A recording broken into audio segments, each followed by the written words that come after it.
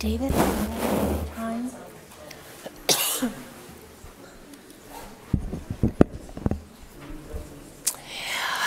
Good afternoon and welcome. We're so grateful that you could be here July 3rd, late in the afternoon before our holiday weekend coming up. And the fact that you are here shows how important the Gaviota Coast and the Gaviota Coast Plan is to our community. We were very eager at the board, the last board meeting, to hold this workshop, to have an opportunity to delve deeper into some particular issues before this goes back to the board. We were also eager to do this before the board recesses for summer in August. So thank you for coming today, and we realize it's a rather condensed schedule, but there are reasons for it. Our workshop goals today are really to look more deeply into some of the most challenging 6 issues so that we can understand each of those in greater detail and how they interrelate. Our second goal is to really listen and hear and see from each other's perspective so that we can narrow or even resolve some of the differences that we have. And the third goal is to explain how the proposed Coastal Commission modifications might work in practice and whatever limitations or burdens they might create so that these can be incorporated into the board letter or answered by the Coastal Commission people who are here today. At the last Board of Supervisors meeting, we said we would reach out to the Coastal Commission and we would invite them to come, and we had no idea whether they would or not. And we're very grateful and very pleased that today we have the Deputy Director of the Commission, Steve Hudson, as well as Barbara Corey, Deanna Christensen, and Jonna Engel. And they will be, I'll explain how this process will unfold, but we're extremely glad that you're here, that you can help us answer questions, that you can help us better understand what's behind the modifications and hear from us some of the confusion and some of the difficulties we're having with that. I also want to say that Director Black and I did have an opportunity to meet with the Director of the Coastal Commission, Jack Ainsworth, and explained at least initially some of the issues that we were still having, and we have another meeting following up with him after this. So the Coastal Commission staff is being very responsive and listening to us. I also want to thank the P&D staff who've worked very closely with us, and especially Julie Harris, who has developed the materials for today. I hope everybody's seen, but we have a distilled chart. So instead of having to flip around and get lost in all the shuffle of paper, we have it all in one place. And that took a lot of effort to do that. For each of the 6 issues, she has the adopted policy in the Gaviota Coast Plan, the proposed Coastal Commission modification, the legal authority or precedent, and anything we know about its application, and then some of the county concerns, and finally suggested changes. So that's all been condensed on a single chart, and so that's, I think, can help us get focused today and make the best use of our time together. I also want to thank Supervisor Williams for being here and agreeing to this ad hoc. We have a joke in the board that ad hoc is Latin for more work, and in this case it's really hard work because this is such an important issue, and finding our way through the thicket takes a lot of skill, and so I'm very glad to have him up here with me. He's worked on another ad hoc and with me, and I'm grateful that he was willing to do it again. I also just wanted to mention that I appreciate various people have met with me and shared their concerns and their ideas. I particularly want to acknowledge Jana Zimmer, who served as a coastal commissioner and has written a book and has gone out and done extra research on precedents in other communities, and I'm very grateful to her for that help. So in terms of the process for today, We'll take each of the 6 issues in turn as they're listed on the chart, and we'll have a presentation by Planning and Development staff, and then we'll have any questions perhaps from up here, and then we'll have an opportunity for the public to comment on each of the 6 issues. Then at the end, if there are other issues that we haven't addressed today, we will allow additional public comment. So we wanted it to be a workshop. We wanted it to, to have more opportunity to get into more detail on the different issues. So that's why we're having public comment after each of the 6 and then at the end. Ideally, though, it is late, so if we could keep it to 2 minutes, that would be extremely helpful. After public comment, the comment may be questions or concerns about the alternatives or information about how the modification applies in specific instances. We're eager today to chronicle the testimonials, the examples, the real-world effects of these proposed modifications so that we can include them in the county's letter. Then we'll come back to after we have public comment, we'll come back to the Ad Hoc Committee and P&D and to the Coastal Commission staff and Deputy Director Hudson. Our focus is on the modifications proposed by the Coastal Commission and their on-the-ground effects, and we're trying to understand what the consequences would be or unintended consequences might be. We are trying very hard to get into basically the words and what they mean and what they'll mean for people who are on the Gaviota coast. I know from experience observing, I was on the Planning Commission when the Gav plan came through, and the amazing amount of work that people on the Gav PAC dedicated to this, as well as many other members in the community. And there's many different perspectives, but people conducted themselves with amazing civility, and so I know that will continue today. We're in an exploratory mode. We're trying to more fully understand the impacts. We're in problem-solving mode. How can we find common ground and get an approvable plan that'll work? You know, today it's far easier to just say no and tear things apart and create dissension and frustration where people just pull away.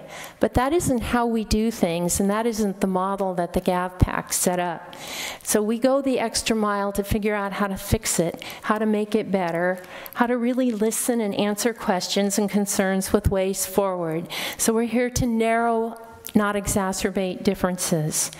So with that, I think it sets the framework for how we're going to proceed.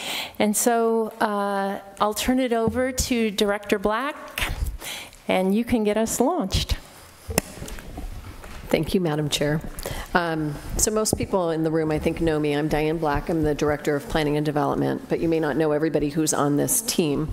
So Julie Harris is sitting right next to me. She's the planner on the Gaviota plan, pulling this together through the Coastal Commission certification process. Next to her is somebody that I think probably everybody knows because he's been involved with the Gaviota plan since the beginning, and that's David Lackey.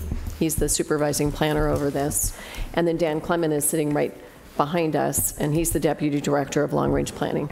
So together with the Coastal Commission staff, we're all here to answer any questions that might arise today. So I just wanted you to know who was up here and available to talk in addition to Coastal Commission staff. And I want to also thank the Commission staff for being present today. This is not a normal process. They don't typically come to our meetings, and so we're very grateful that they agreed to come today and try and help us through this last phase of the Gaviota plan. Just a reminder, if you didn't hear me before, if you want to speak on any of the 6 issues or the 7th sort of catch-all, please just fill out a speaker slip and we'll keep track of it and call you when we get to that item. Julie and David are going to explain each of the 6 items, and I think before we delve into the first issue, which is new agricultural development, Julie's going to try and provide a little bit of context for the permit process and principal permitted uses, because it's kind of a new issue for the county. And if I might interrupt, if you do submit a speaker slip and you could put the number of the issue, that would help us keep it straight if you only want to comment on one or two. Great. So why don't you take it away, Julie? Thank you, Ms. Black. Supervisors Hartman and Williams, thank you very much for this opportunity to provide more information in this workshop regarding the Gaviota Coast Plan and suggested modifications. I think as we get started, this just summarizes our agenda again, which we've already had the printed agenda up on screen. But before we get started, we wanted to talk a little bit about two of our basic permit paths, the Coastal Development Permit, or CDP, and the Coastal Development Permit with a Hearing, or CDH. These permit paths, which we already have adopted in our certified coastal zoning ordinance, are used in specific ways in the county, and I think with some of the proposed modifications, they'll help understanding these two permit pathways will help understand what some of these modifications or how these modifications would affect the Gaviota Coast Plan. So first of all, as you can see them here side by side, you have the straight CDP, and who the decision maker on the permit is the director, whereas the CDH, the CDP with a hearing, is the zoning administrator. There's no hearing for the CDP, but there is a hearing at the zoning administrator for the CDH. Both permit pathways, once a decision is made, those decisions can be appealed to the Planning Commission, and the Planning Commission's decisions can be appealed to the Board of Supervisors. The other primary difference with the Coastal Development Permit with a hearing is that this development can be appealed to the Coastal Commission once the county's local appeal process has been completed.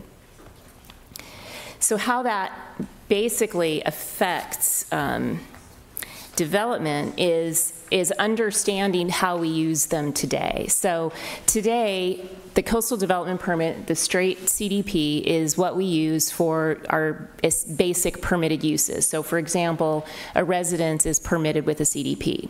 However, if that residence is located within the Coastal Commission's appeal jurisdiction, then that CDP requires a hearing and may be appealable to the Coastal Commission. And why that has an effect in the Gaviota Coast Plan area is this orange area, which includes all of the Danger Mom Preserve and Hollister Ranch, as well as a narrower strip adjacent to the ocean in the eastern part of the plan area. All of this area in orange, as well as orange along some of these creeks, that's part of the appeal jurisdiction. So if you have a development that would be allowed with a straight CDP, if you're located in one of these orange areas, you would then be required to have the hearing, and the decision could be appealed to the Coastal Commission. So the remainder of the coastal zone is here, and it's depicted in green. So this is the area of the coastal zone that today would not typically be required to go to a hearing. So the other reason that this is of interest with the suggested modifications is one of those modifications is to clearly define within each zone district what the principal permitted use is within that zone. So most of Gaviota Coast Plan is zoned for agriculture, and the principal permitted use in the agriculture zone is agriculture. And as a principal permitted use, it would not require any kind of permit with a hearing. In addition, any kind of accessory uses or development to the principal agriculture use, any accessory use would also be considered a principal permitted use and would be allowed with a CDP. So for example, if you were going to permit a barn accessory to your agriculture operation, that would be a CDP. And if you were going to have a residence, a primary dwelling on the property, that would also be considered principally permitted and approvable with a CDP. However, other uses would be are proposed to be identified as non-principal permitted uses. And it's those uses that would then be required to have a CDP with a hearing and potentially be appealable to the Coastal Commission. So I think with that, we will go on to our first issue area, and we're going to hand this off to David Lackey.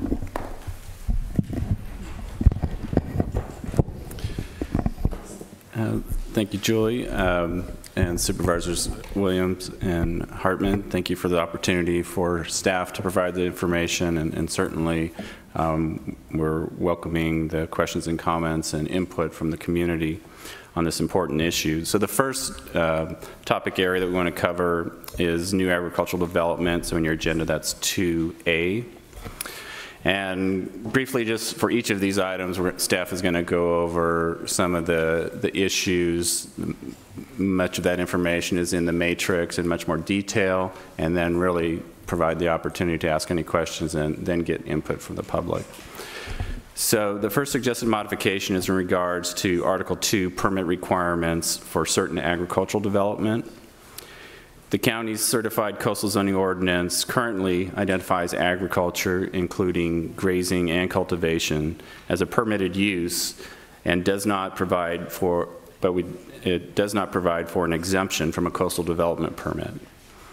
The county's historic practice has been not to require a coastal development permit for agricultural cultivation and grazing on lands designated for agriculture.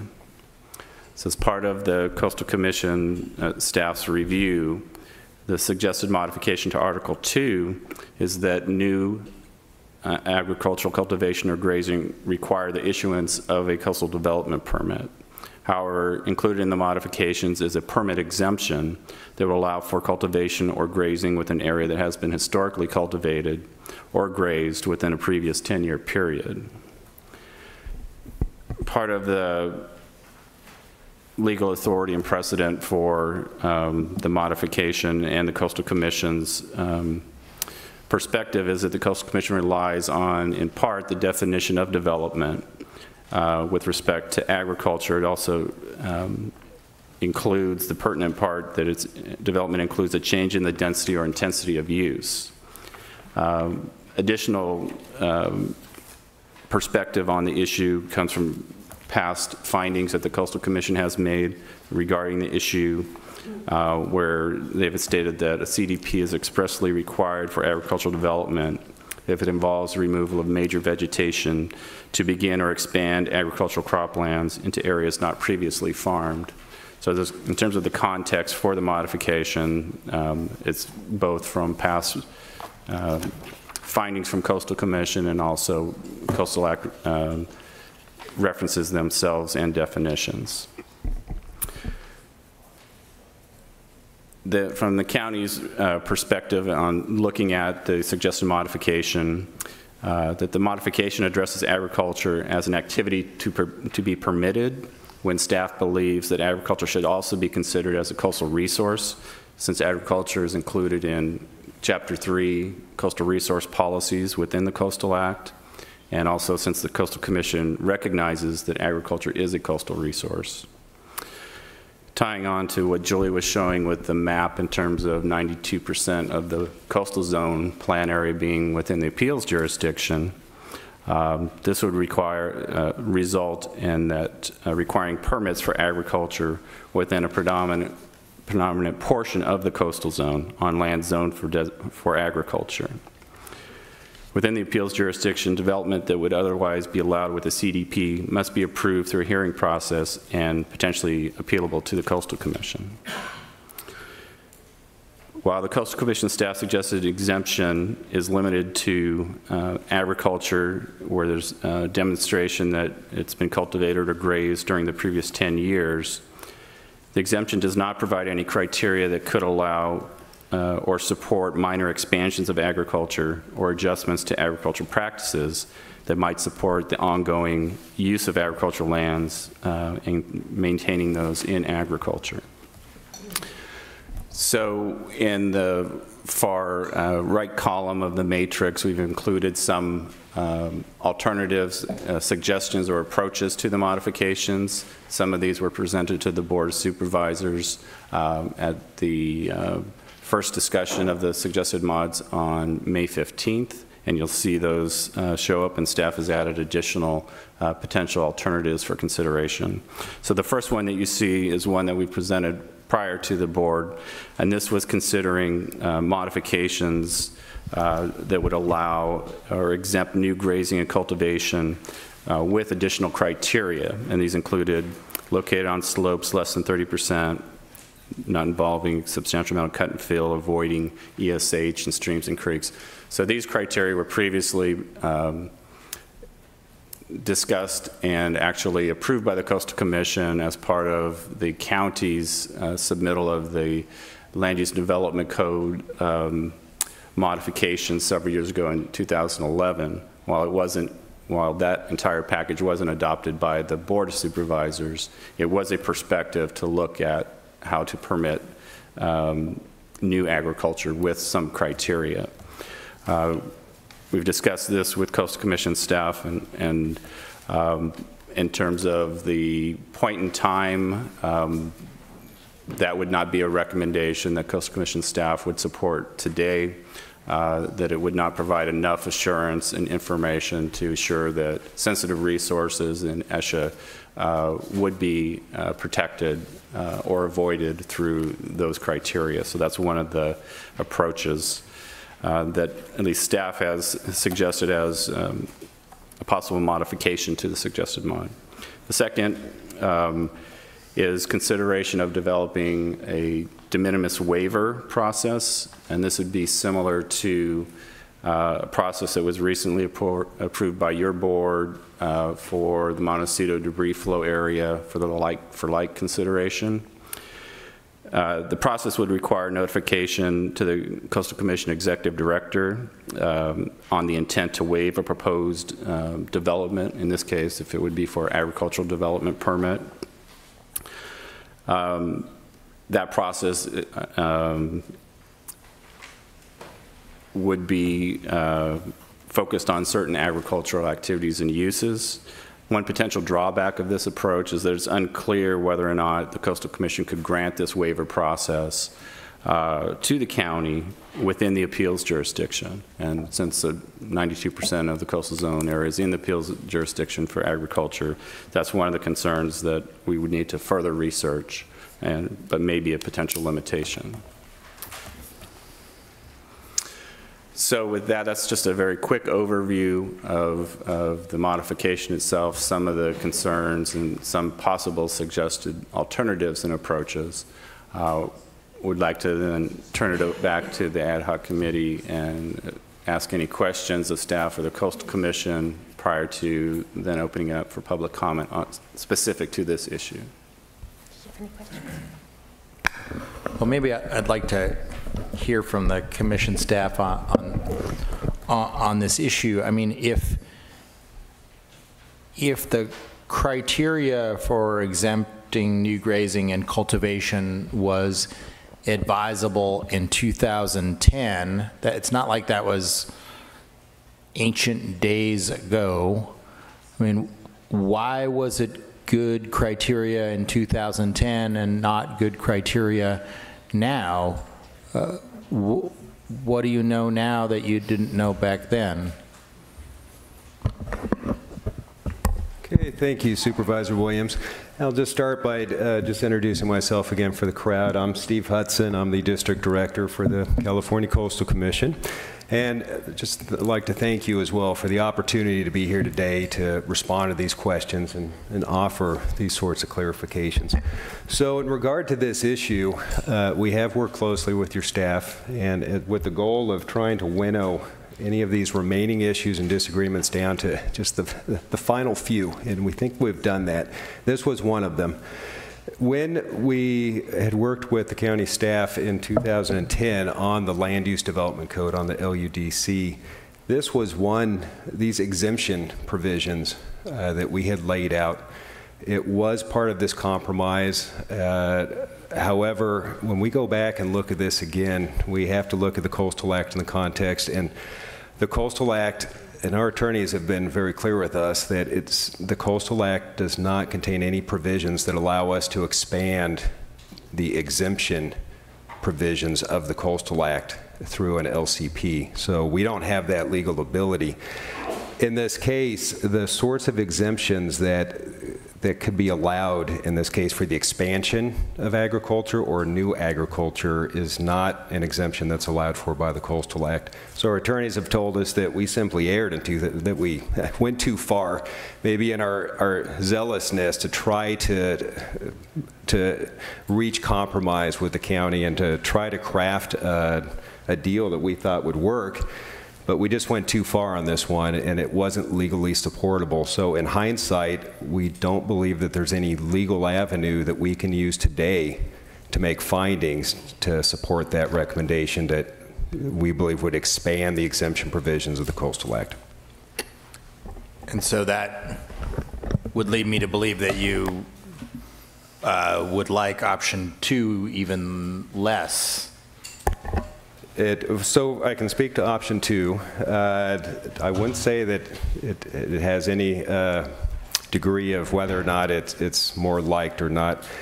We could explore this idea of waivers, and there are not many LCPs, local coastal programs, that allow for this waiver provision, but we have recently worked with your staff to build in some limited waivers right now for the like-for-like disaster replacement provisions that will be heard at our commission hearing just next week. In this case, we could consider some sort of waiver program, but there is an issue, and as alluded to by David, the Coastal Act actually does not allow for waivers to be issued within appeal areas. So within that geographic appeal area, we would be precluded from allowing for waivers. So that limits their ability to be used. The second finding, the second criteria for issuance of a waiver is that the county would need to make a finding that there is no potential for any adverse impacts to a coastal resource. And that, I think, is where it becomes a little trickier if, in fact, as might be the case in most instances, we're talking about expansion into environmentally sensitive habitat area. I would note, in response to what we've heard today, is we do consider agriculture to be a coastal resource. It is protected under Chapter 3 of the Coastal Act, and that's carried through to the existing and the proposed policies in the LCP and for the Gaviota Coast Plan. The issue is one that is just implementation is required of all the policies. So we have to look at the waiver finding would require the county to make that determination that it would not impact either ESHA, environmentally sensitive habitat area, as well as agriculture. I think that's where its use as a tool would be limited.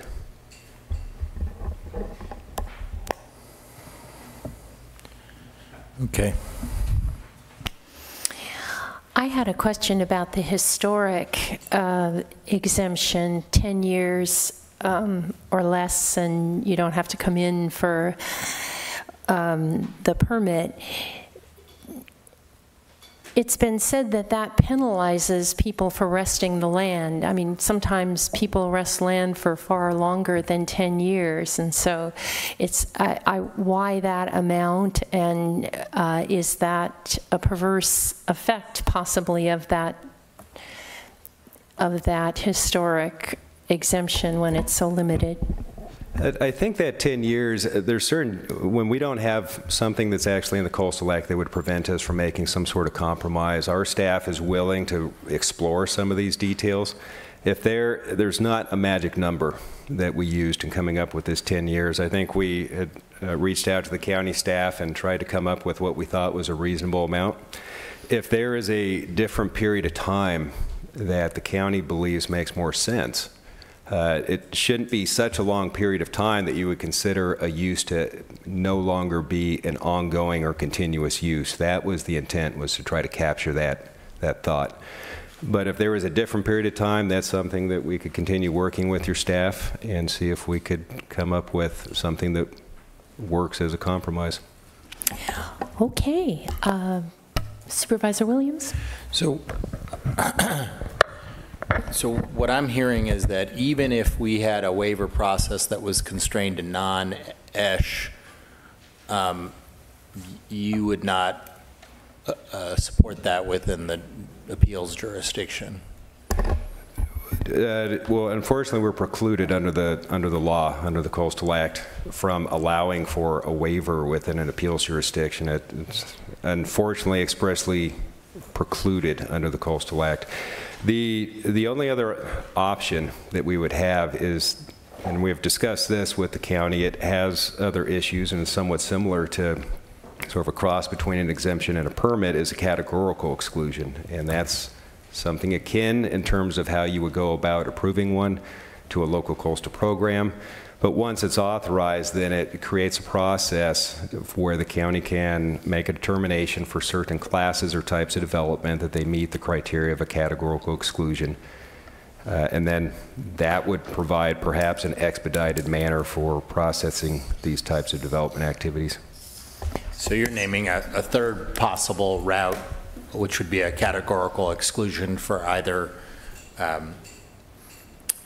ag that is not on ESHA or is conspicuously buffer, has some buffer from ESHA, and or serves some other purpose, such as allowing for restoration of another part of the parcel or something like that. So Supervisor Williams, if I can just make a comment. First of all, with respect to the de minimis waiver, we knew that we couldn't use that de minimis waiver in the context of the Montecito debris flow, and so we suspected we couldn't in the context of agricultural development. We've done, so I think we were pretty certain that that was going to have limited applicability, but for those property owners that are outside of the appeals jurisdiction, it could provide some relief, and perhaps there are some property owners that want to speak to whether that would be worth pursuing. We did look at the categorical exclusion process pretty carefully for a number of agricultural practices, and after going through the process, assuming we were successful in getting a categorical exclusion process, the process is, I know you don't agree, but it's nearly as cumbersome as the coastal development permit process. So we just didn't feel like it was a worthwhile method to pursue. There is another provision in our zoning ordinance that you can use in the appeals jurisdiction, and that is waived hearing. So if something is pretty simple in the appeals jurisdiction, we can do a waived hearing, and assuming nobody requests a hearing, that's another existing process that can so that would be a CDP with a waived hearing, right, because they comply with the requirements. Right. And I guess it seems like we're going to have to work out if there's any hope of any sort of the community coming together on all the rest of it. If we don't figure out something on this, it seems kind of hopeless. Did I hear waived hearing or waived tiering? No, waived hearing. Waived hearing. Okay, thank you. Okay, with that, I think we're ready for public comment on this first issue. First speaker is Jeff Carruthers, to be followed by Gunnar Tottrom.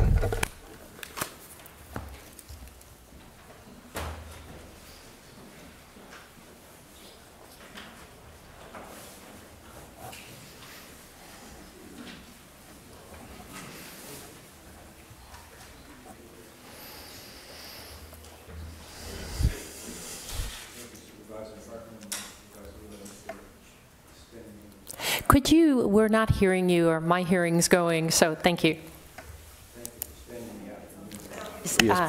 There, I think, try again. Thank you for spending your afternoon with us here today. My comments are more on a general basis.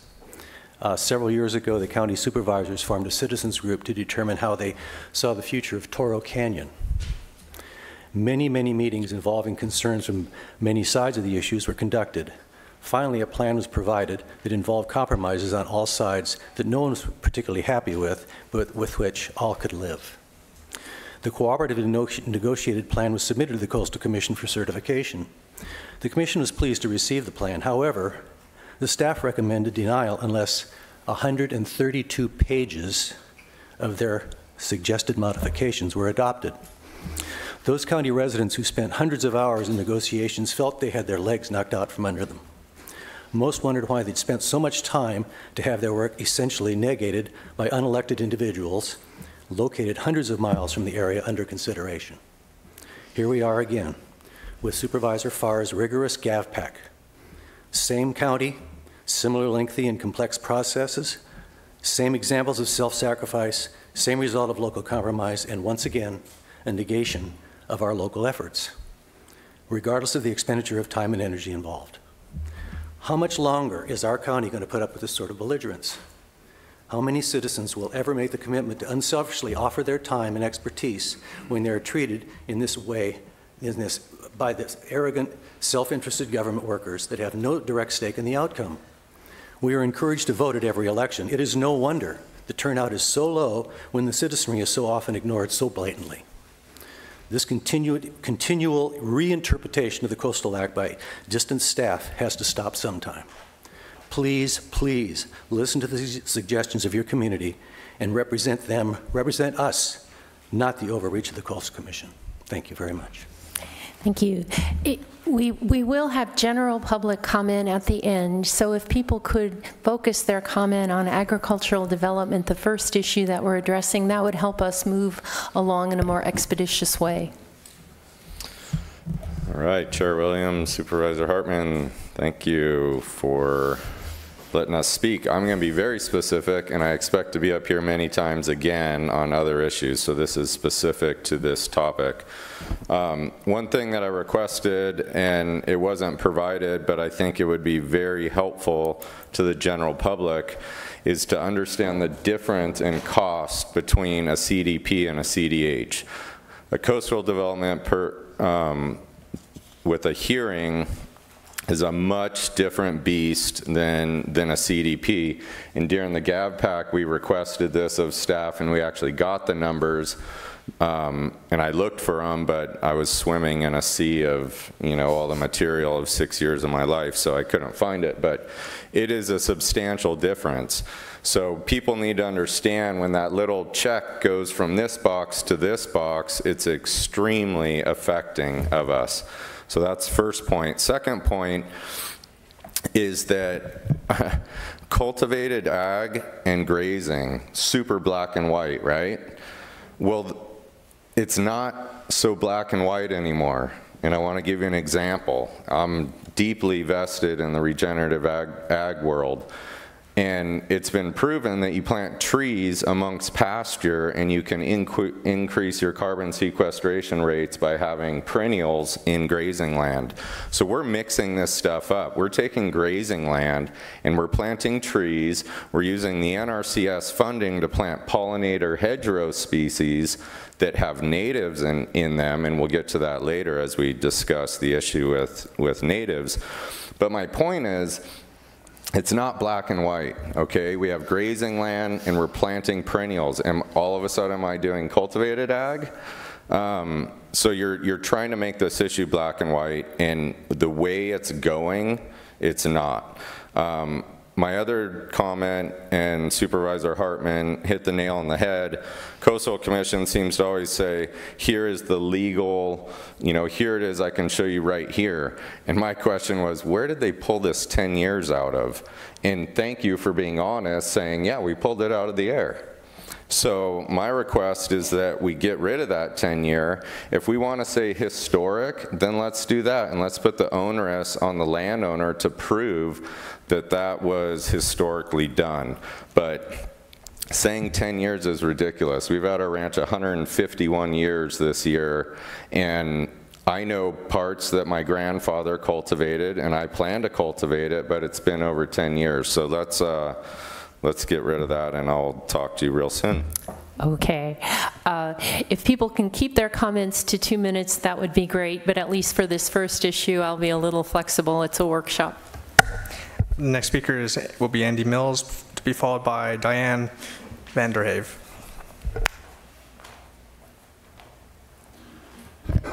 Thank you, Chair Williams, Supervisor Hartman. My name is Andy Mills, and today I'm speaking for the Gaviota Neighbors Group. I'd like to offer, first of all, that the business of getting permits for agricultural practices is very serious. It can be extremely burdensome on the operator, and it would be intensifying some of these practices might make the difference between making a profit and not making a profit.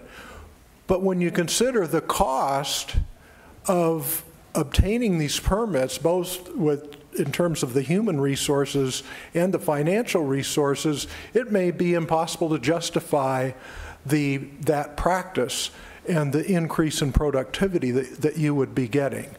The second comment I would make is on this 10-year period with cattle grazing in particular, and also some dry hay farming. The footprint on the land is very light, and it would be almost impossible to be able to prove that cattle especially had been in an area or not been in an area within the 10-year period. So we support the work that staff has done and what staff has recommended to you in terms of a response. Thank you.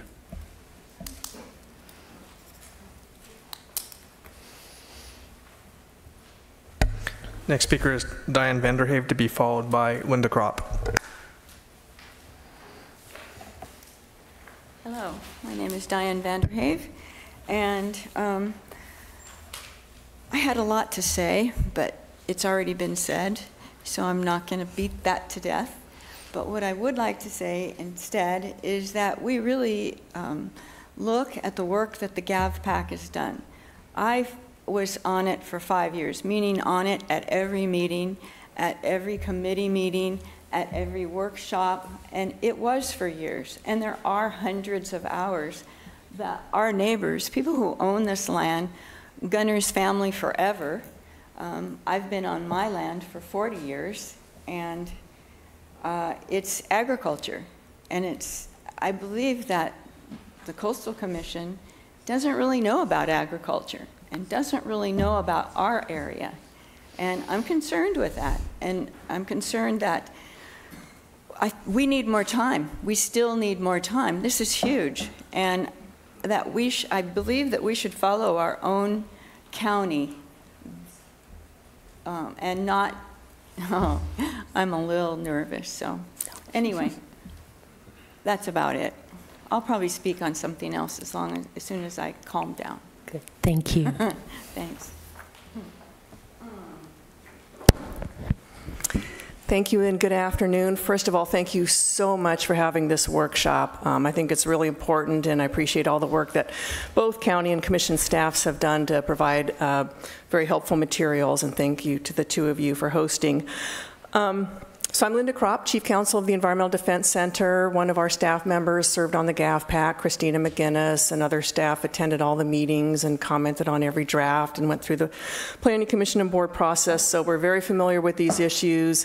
We actually raised a lot of these same issues throughout the GAVPAC process, and some of them were carried over from the LUDC process, so they are familiar to us, and I feel like we're narrowing the gap.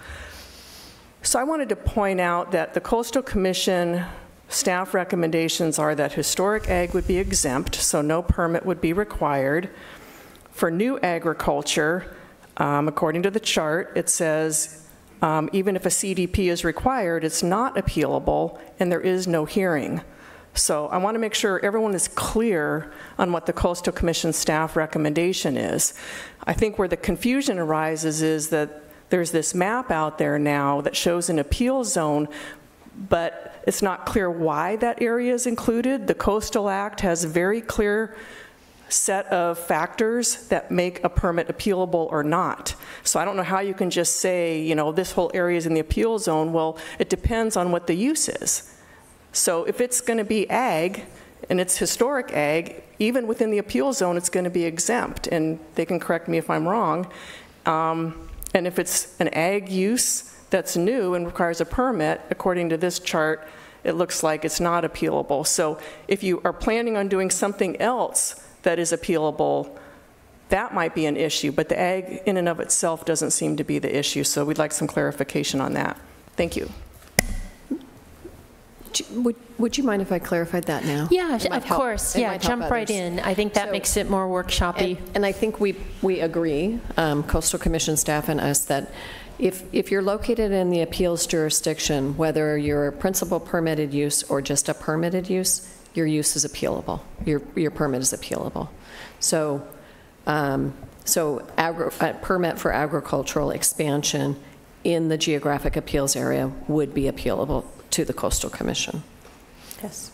And the Coastal Commission agrees, and yes. That is counter to what Ms. Kropp has said? Yeah. So I just wanted to clarify. And if I may just add one additional clarification. This may come up. There are some changes that have to do with this principal permitted use issue, but at the end of the day, I would just like to stress that there is no change proposed as through the suggested mods or through the county's Gaviota Coast plan in the appeals area, either the geographic appeals area or the types of development that are appealable. So none of that is won't be before either our commission or your board in the future. None of that will be changing. So it's really a status quo that will be remain the same.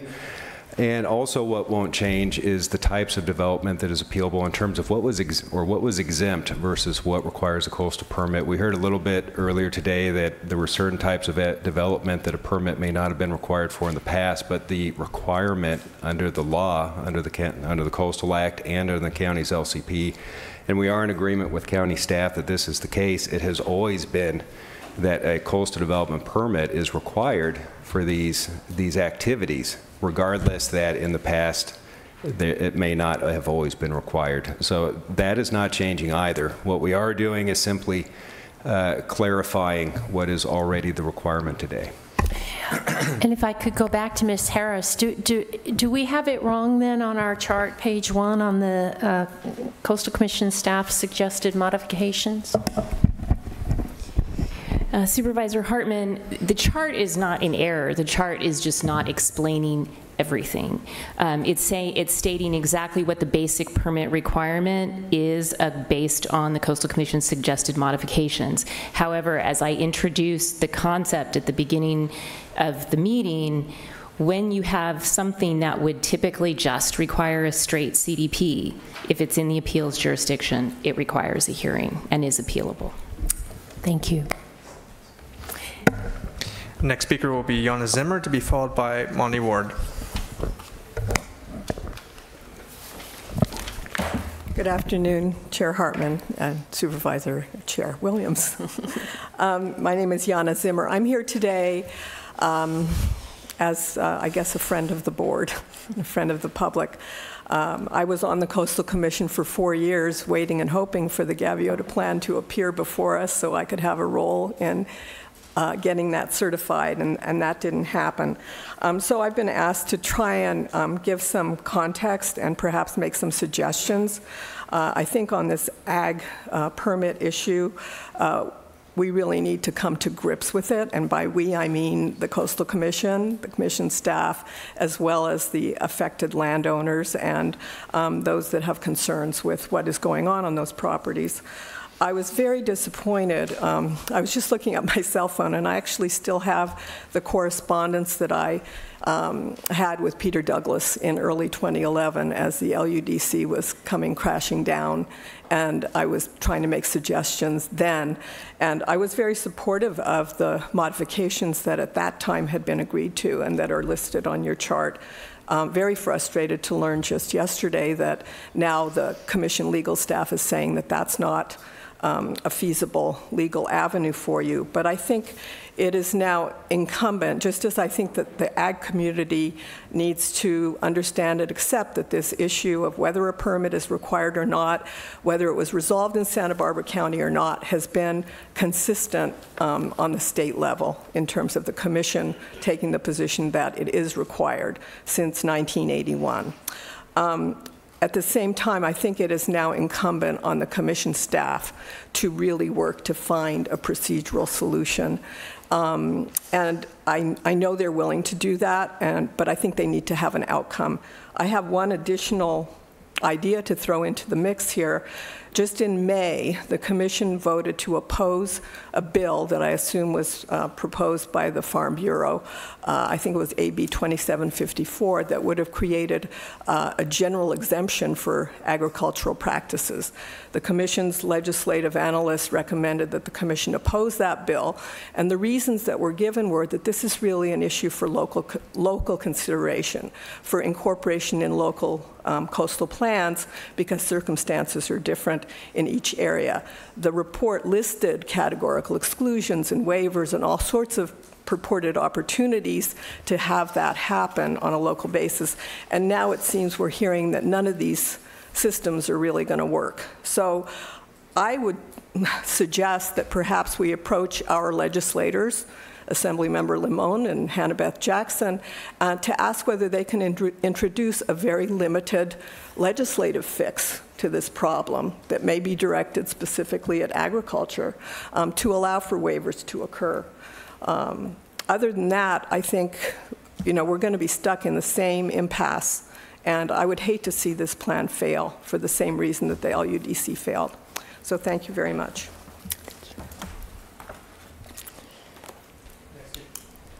Next speaker is Monty Ward, to be followed by Paul Van Leer. Good afternoon. I'm Monty Ward. I'm representing the Hollister Ranch, and some new information today, so hopefully we can capitalize on that. Just wanted to make the point, we're in that zone, the big orange area, along with our neighbors, the Dangermont Preserve, and really the principal economic activity there is grazing. And what we're talking about today is a bit of a challenge to grazing. And what's being talked about, particularly with historic, at my age, 10 years doesn't sound historic. So I would hope we could maybe look at that issue a little more closely. What are we defining as historic? In our case, the area that we're talking about, there's been grazing for more than 100 years. And it's an ongoing process. And in particular, with weather change, climate change, drought, and rotation practices, it doesn't make sense from our point of view that the 10 years is the criteria we're using. In terms of the other ideas, we were supportive of and are supportive of what the county staff is articulating, but it sounds complex in terms of the commission's willingness to accept that. But we think there should be a solution here that allows for these really long-term historic agricultural practices to go forward without the permitting process, and grazing in particular. Thank you. Next speaker is Paul Van Leer, to be followed by Ken Pally. Yes, hi, Chair Williams and Supervisor Hartman. Thank you. My name is Paul Van Leer. I'm here representing the Ag Advisory Committee and also as a GAPAC member. First of all, I want to thank the staff for supporting most of our issues that we find contentious. Their list is pretty similar to mine in the order, and I do like to thank the Coastal Commission staff for coming as well, their support, and hopefully we can work some of these issues out. So we've been talking about the 10-year, and again, thank you for just pulling that rabbit out of your hat, because I was wondering how that became an actual document for anywhere. 10 years is not historic, arbitrary period. My question is, regardless of the years, has there been some kind of a science-based study that shows cattle grazing on previous or non-previous or any kind of period has something detrimental to the environment, has caused some reasoning for this? Again, at the GAVPAC, we took a good hard look at all this stuff. We actually created steep slope guidelines, particularly for this issue, so we don't have to worry about something happening on steeper slopes, being grazing and/or additional farming practices. So I would ask you to look into those steep slope guidelines and see if maybe that'll address some of your issues. It's in the packet. It's included in the Gaviota plan. That's what we use to address the issues. To arbitrarily come up with any kind of a time period that's historic or not, if there's not a problem, then why are we trying to make one? Thank you. I relinquish my time. My concerns have been addressed by previous speakers. Thank you. But I'll speak on other issues. Of course. Can we answer that? Because I don't have complete information. I mean, I've done surveys for Frank Davis on non-ESHA, and on non-ESHA lands, the grazing actually is better for oak species. So one of my concerns is that we have a rule that would disincentivize people to spread out their grazing when we now know scientifically that at least on non-ESHA that light to moderate grazing is better for the environment than either no or heavy grazing. And so if you have a rancher that's heavy grazing and they want to embrace better practices, this would be potentially an impediment for them to embrace practices that's better for the environment. I guess that's one of my concerns. Mm-hmm. I think that's an interesting point that could be evaluated.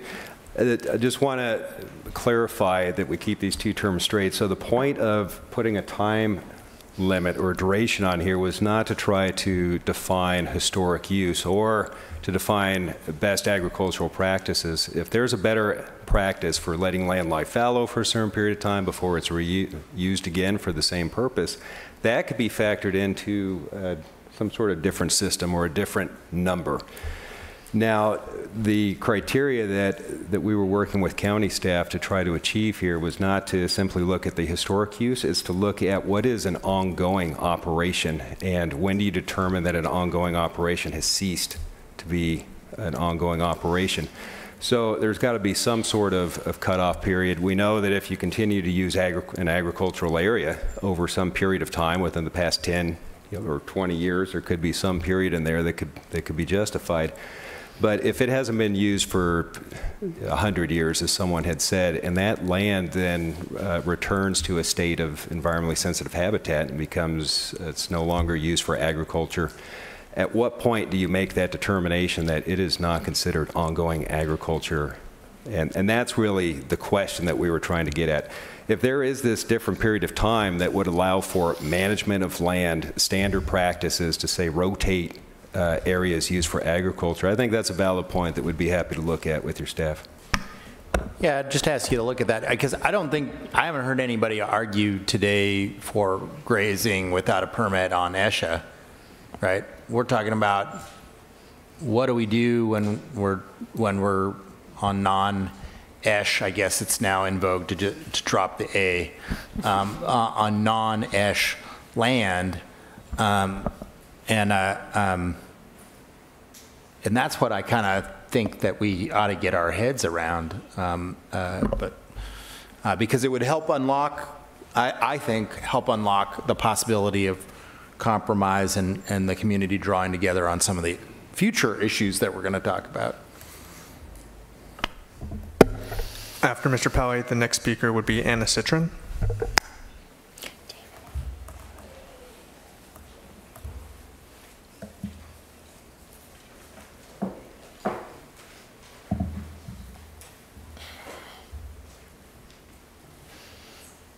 Good evening, Chair Williams and Supervisor Hartman. Thank you so much for convening this workshop. Thank you to county staff and Coastal Commission staff for being here and for all your hard work. I'm Anna Citrin, an attorney with the law office of Mark Shatillo. I'm here representing the Gaviota Coast Conservancy and also the Naples Coalition. The general framework that the Coastal Commission staff has proposed we think is workable. What we'd like to see is some clarification made to the historical use exemptions. And specifically, I think this is an interesting term that we just heard in terms of an ongoing agricultural operation. And what we would like to see clarified is, within the footprint of an ongoing agricultural operation, what types of uses are allowed on an exemption basis? And does that use have to be a historic use, or could it be a new agricultural use that is intertwined with the historic operation? And in particular, we're interested in encouraging regenerative agricultural practices as part of this historic use. And one of the concerns, I think in particular, is with the definition of grazing and how it's fairly limited just to having livestock on the land. And so I think Mr. Tatram's question got to this in terms of, when you're looking at a historic grazing operation, what types of uses other than just having cattle or the animals on the land could be encompassed within that exemption to allow some flexibility to the operator. And for combined operations where you have some cultivated ag and some grazing going on, I think it would be helpful again to have some clarification as to what uses could be allowed under this exemption. And we're hopeful that these exemptions can be clarified and broadened sufficiently that they encourage ongoing agriculture without damaging pristine ESHA environments. So thank you very much. Next speaker will be Brian Troutwine, to be followed by Alicia Rossler. I will defer to EDC's capable attorneys.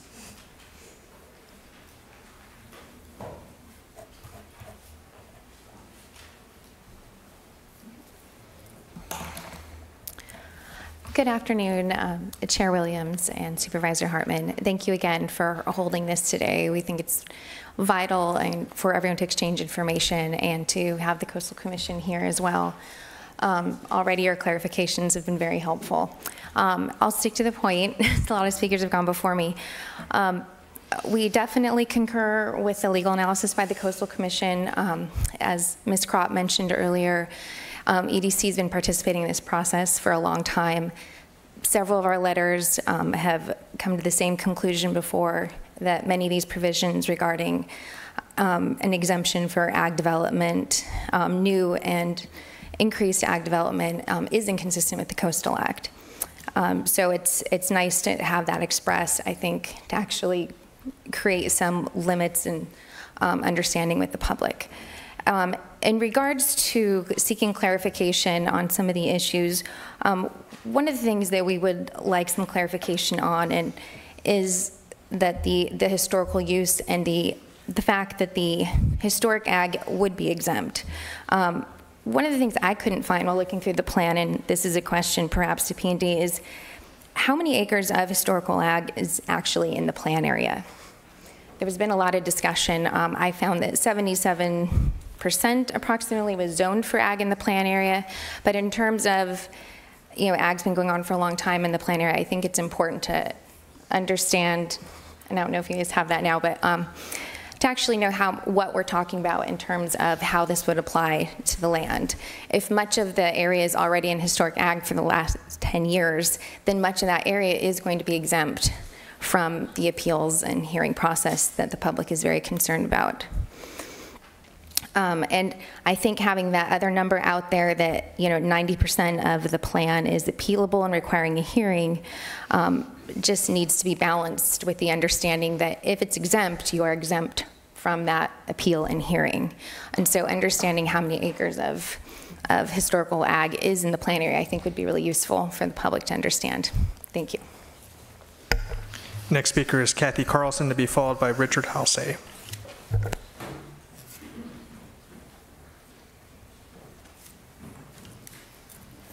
My name is Kathy Carlson. I'm representing, I'd say, agriculture and grazing. I agree with some of the things that Andy had said. I know there's a lot of people in agriculture in this room, our neighbors, and one thing I think is really important is we're out there before dark, most of us, in the morning. We work hard all day long. We don't take vacations because we love what we do. We take care of animals and we take care of our land. That is what we are, as stewards of our land. And if we can think of a way that we can improve the way we're doing it, we want to do that. And we get in after dark. So back to this about the cost. We don't have time unless we hire somebody to do this. And if we don't have the money. Agriculture is not a super economical thing. I mean, we are really more stewards of our land because we love it. So the permit of staying on top of the permits. Another thing is if we're out there and there's weather, there's drought, there's grass, there's sick animals, and we have to think on our feet. We have to be able to know how can we take care of this land the best right now, this season, because we didn't expect this rain. It came, we expected rain, it didn't come. And then we get the permits on top of it. I think you're tying people's hands and feet to something. You got to understand who's out there and what we're talking about agriculture. I think that's really important. So that's mine for now. Thank you. Next speaker is Richard Halsey, and the last speaker who indicated they wanted to speak on this first item is Mark Massara. Richard Halsey, I'd like to speak on the next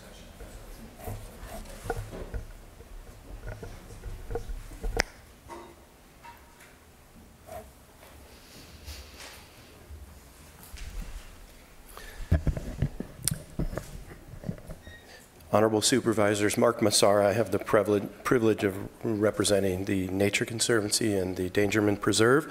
I want to thank you and also your county staff and coastal staff for taking the time to consider this most incredible part of the California coast and our shared commitment to protecting agriculture and coastal resources on the Gaviota coast. By and large, we support your suggested modifications here and throughout, to the extent that those modifications preserve and protect and expand where possible local discretion and flexibility. Because that's what you do best, and that's the whole point of having a certified local coastal plan, so that these important local decisions can be made locally. With respect to this particular issue, I thought that we were pretty much in agreement with everything that I heard until I just heard that this clarification on new ag requiring permits. I heard your staff to say that in agriculturally zoned areas, that's a principal permitted use. You know, this threat of permits is concerning to ranchers and people trying to do agriculture because these permitting processes can be so expensive. I don't feel like we've got resolve on the fact that people can be penalized for allowing land to be fallow. They should be applauded, and there should be a certain amount of cheerleading and incentive for doing that. With respect to this question of de minimis versus other sorts of exclusions and exemptions, I would just suggest that throughout the history of the Coastal Act, exclusion orders were very common in the 1980s and 1990s, and they excluded specific development activities, so that you should have exclusion orders providing certainty to landowners in this region through the use of exclusion orders that can be approved by the Coastal Commission along with this LCP, so that you're not trying to determine the validity of a de minimis waiver on each and every activity on each and every parcel. Thank you.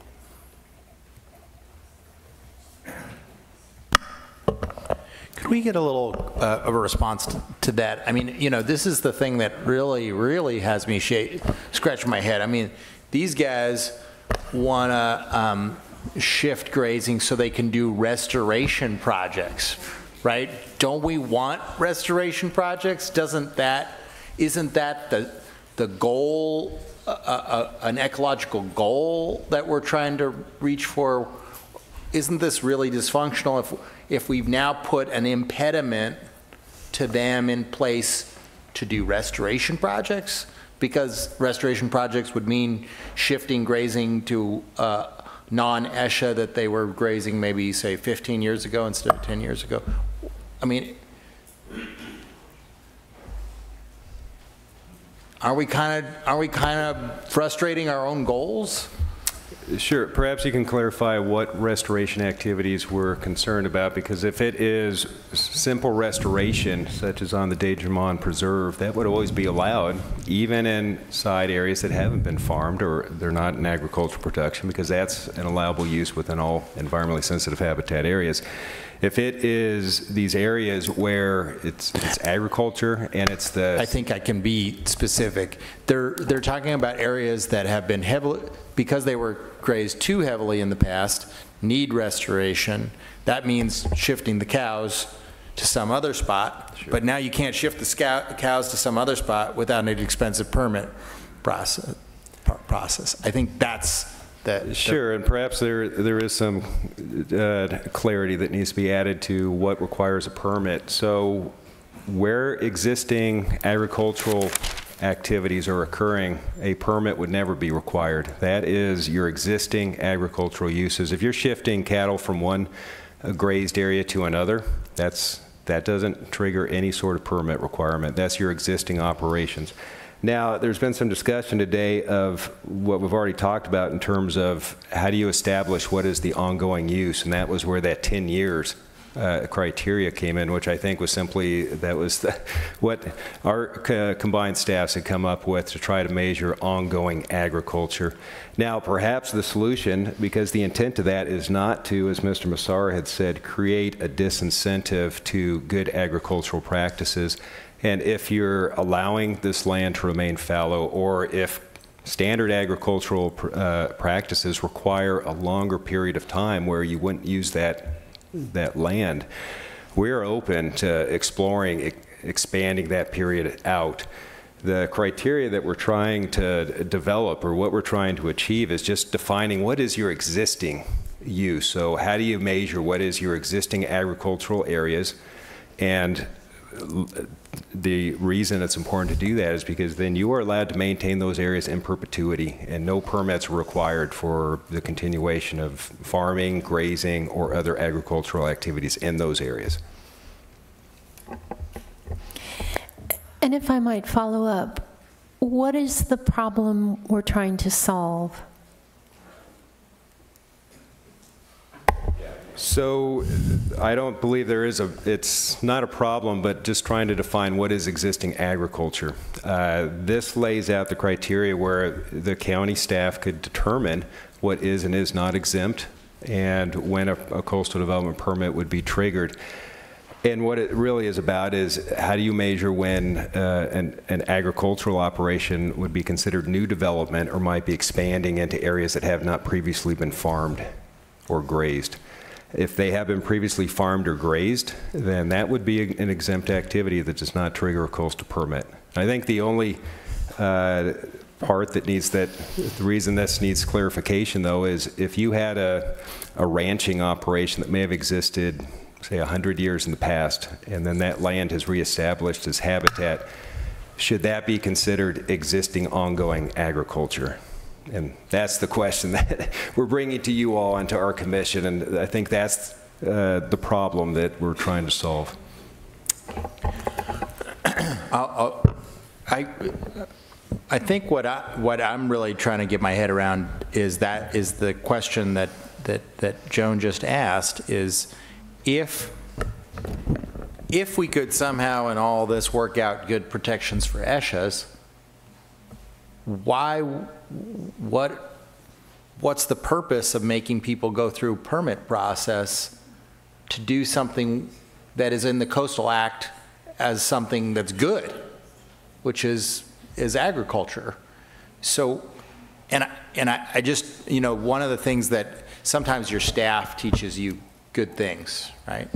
And one of my first chief of staff basically required every time we would look at a piece of legislation to ask that most basic question: what's the problem that you want to solve? And in my experience in public policy if you can't answer that basic question. If the only question that you're asking is what does the law say, but you're not, when you're looking at policies, go, what's the problem you're trying to solve with the policy,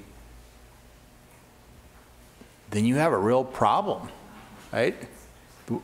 A new policy, and even though you're saying that the law says it should have always been our policy, but a new policy that has no reason for existence is a problem in and of itself if it solves no problem. I just ask you to dwell upon that philosophically. Go ahead. Hi. Wow. I'm not quite sure where this all fits in. I want to just, my name is Sue Benich. I'm a professional biologist and cattle producer. I work both on the coast and inland in Santa Barbara County. And just to go further with Supervisor Williams' questions, I'll throw in another little bit of a turn. Is it personally, I feel, I'm almost distressed that cattle are virtually ignored and dismissed as a viable management tool for ESHA. We actively flash graze riparian corridors. Cattle improve vernal pools. It's just, they're a tool for management. I think that should be considered beyond just the fact that we're doing ag. Right now, we have cattle at the Sedgwick Reserve. And they had been out of cattle grazing for over 7 years, and they pleaded to have a well-managed cattle operation there to help revive their habitats. I work on the coast. I work at the Hollister Ranch. We run cattle there as well. And we target certain communities in different ways to improve them and maintain them. And I just want to say that cattle grazing reduces competition from the non-native species. And there's sometimes some non-native species will come in. And even if it's just trampling a certain area, not just necessarily grazing, there's just a lot of methods that can be used using cattle, both ag and environmentally improving an area. So that's something to really consider. And that's why I was sort of conflicted on where to put my comments. Should I put it in ESHA? Should I put it in grazing? But basically, that's something to keep into consideration. It's a scientifically proven fact. They efficiently recycle nutrients into the soil. They mulch the dead scrub. They develop and improve animal trails for smaller animals and birds. There's just so many things to consider with livestock grazing that I think no one's considered to this point. Thank you. Thank you.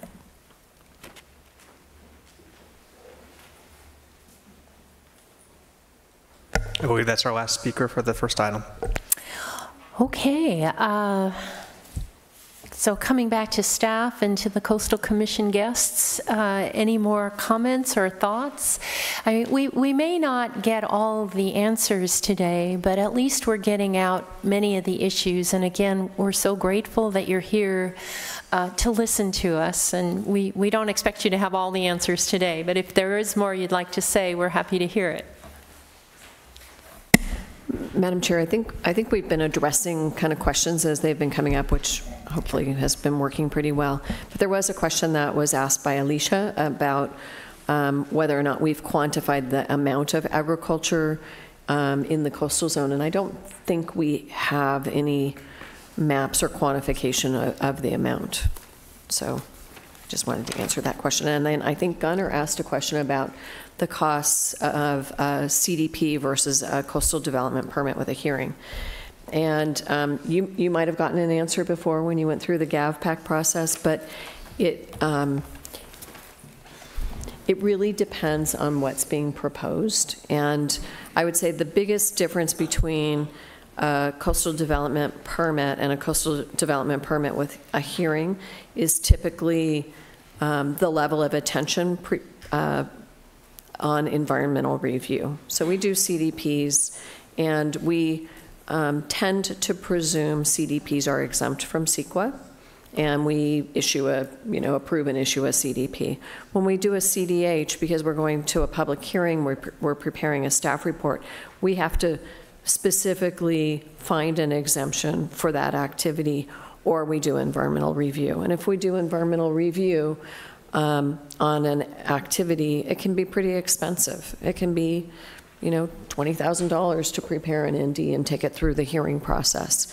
The hearing itself is not terrifically expensive, but it's several $1,000s just to move from a CDP to a CDH and just have the hearing, assuming environmental review is exactly the same.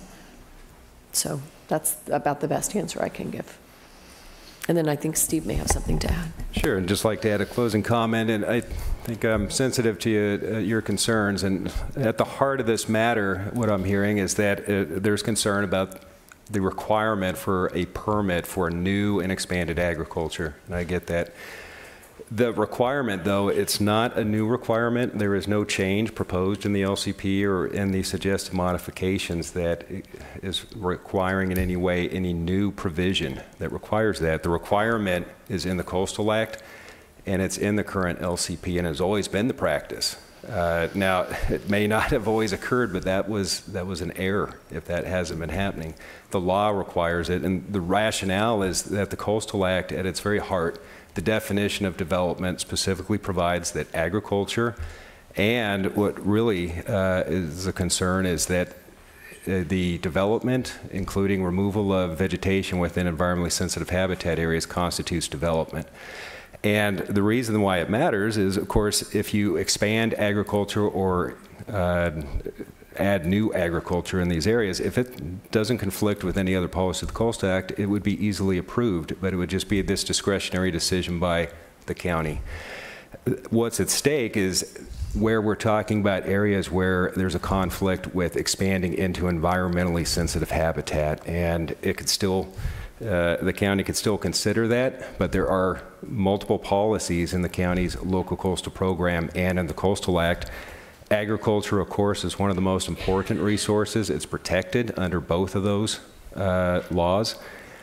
What the requirement, though, is for decision makers, for both the county decision makers and for the Coastal Commission, is to weigh those different policies, to take them all into account, including both the agricultural protection policies and the environmentally sensitive habitat policies. And that balancing provision, I think that's where some of this conflict occurs, and I completely understand that. So with that, I'd just like to note we are available for questions, but this tension between protection of environmentally sensitive habitat and expansion of agriculture, it has been an issue up and down the coast in many other counties that deal with agriculture. And we try to do our best to ensure that existing agricultural operations can be maintained and are protected in balance with the other resource protection policies of local governments, local coastal programs, and with the Coastal Act. Could you talk more about exclusion orders that Mr. Massara mentioned? Yes, so that is a process that is allowed for under the Coastal Act. It would allow a local government to adopt a categorical exclusion order, which would lay out classifications or geographic areas where certain types of development would be allowed to be categorically excluded. There would have to be a finding made that there would be no potential adverse impacts to coastal resources as part of the county's findings for that to occur. Okay, well, I just wanted to say thousands of dollars for a permit for small ranchers and farmers, plus the uncertainty, is just an unacceptable burden, I believe, for our small ranchers and farmers on the Gaviota Coast. This isn't our goal. The goal of the Gav plan is to prevent big ranch estates from taking over on the Gaviota Coast. And we have small agriculture that's done a good job of stewardship, and I think you've heard a lot of that today. So we have to find a way forward on this issue. And you know, $5,000 to $20,000 for a permit is exorbitant. And again, the uncertainty and going through this process, so I'm eager to explore categorical exclusions. I worked in wetlands issues earlier in my career, and the Army Corps of Engineers does have certain categorical exclusions, and that clarifies things for people, and I think that's something I'd like to explore. And I want to give Supervisor Hartman my support on this. I mean, I think that if the concern is over ESHA, then you know there's other provisions that we're discussing about protections of ESHA. If we're talking about why you would require a permit on non-environmental sensitive habitat for a use that's promoted in the Coastal Act, which is ag, and it's your conclusion that we have to do it because that's what the law says. Well, the law is supposed to serve people, not the other way around. And as Ms. Zimmer noted, we do have some discretion within the confines of the Coastal Act to legislate clarifications. I mean,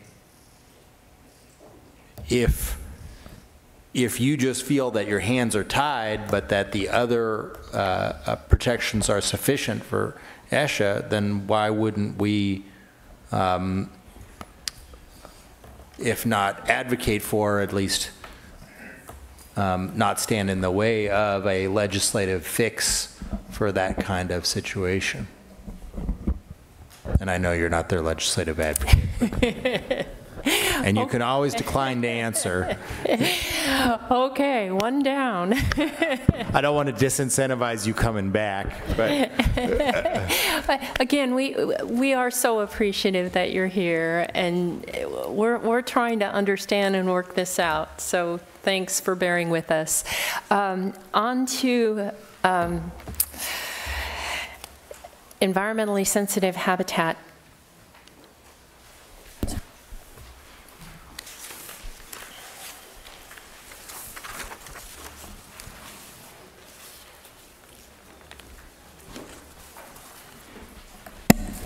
Thank you, Supervisor Hartman, Supervisor Williams.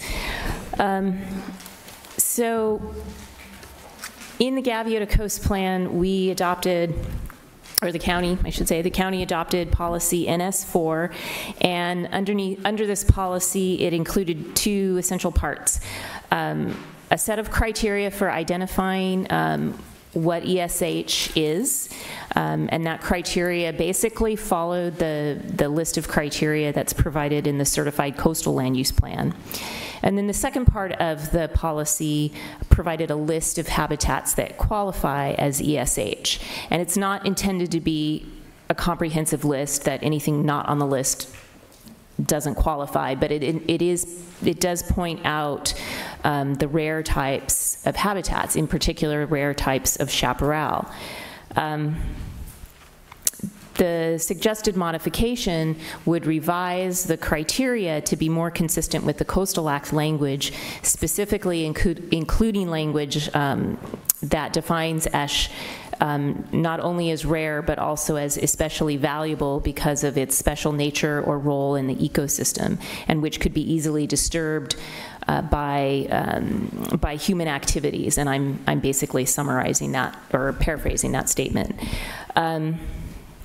In addition, the suggested modification revises the list of the habitats that we listed as ESH, and removed the word rare, which the county included with respect to chaparral. And it was the county's intent to protect the rare types of chaparral, particularly those which are identified in the list, which are specifically identified in other state resource databases as rare or or endangered, and not under ESH in endangered, but these rare habitat types that are under significant threats. It was not the county's intent to protect all types of chaparral, including the very common types like Ceanothus megacarpus, which is the big pod Ceanothus.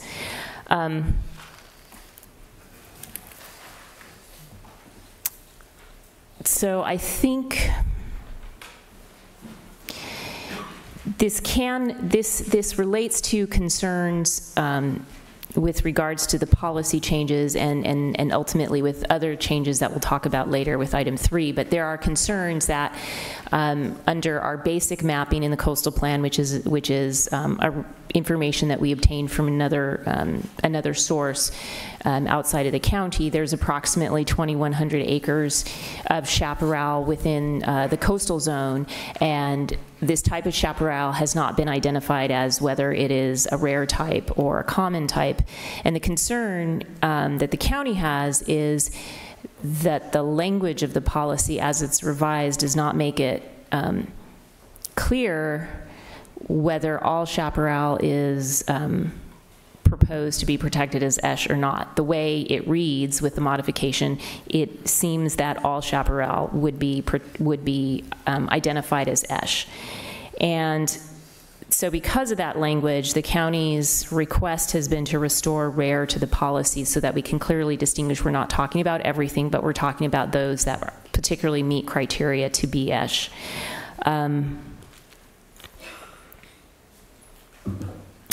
And I think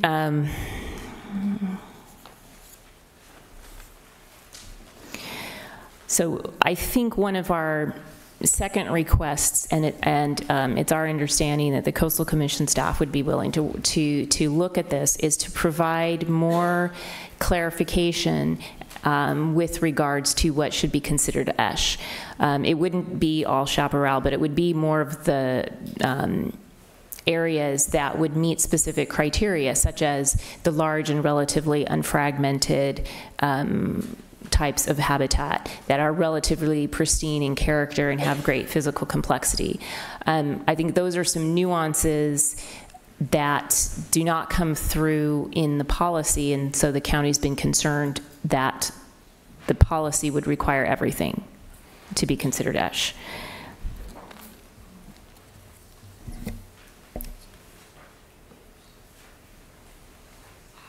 So I think that about covers the issue in a summary. Thank you. Do you have any? I'll go first if you like. I am persuaded that it's not just rare, but it is especially valuable that we need to preserve. I don't think we want to wait till it's rare and then step in. I was out riding my horse the other day, and our distinctive habitat is chaparral, but a big mountain lion came out of the chaparral, and coyotes and quail, and I mean, that is really the habitat of our area. So I personally am ready to acknowledge and accept what's in the law, that especially valuable habitat that's chaparral should be protected. The question is, though, I think it's everywhere, so we need we can't just say we can't move because there might be chaparral there. We really do need to limit it in some way to that which is especially valuable, and I think the large and relatively unfragmented, relatively pristine character and physical complexity, those are good starts. It's still not certain what does that mean in practice, and I think the more certainty we can provide, the easier this is going to be for everybody. So that's just my thinking about this.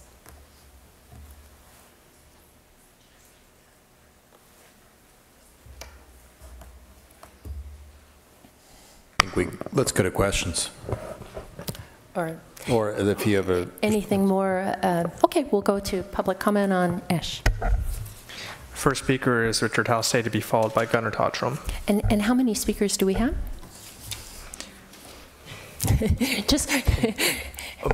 Just wondering when we'll need a little break.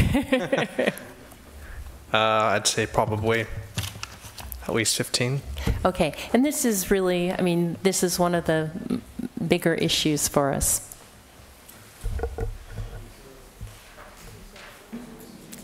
So the first.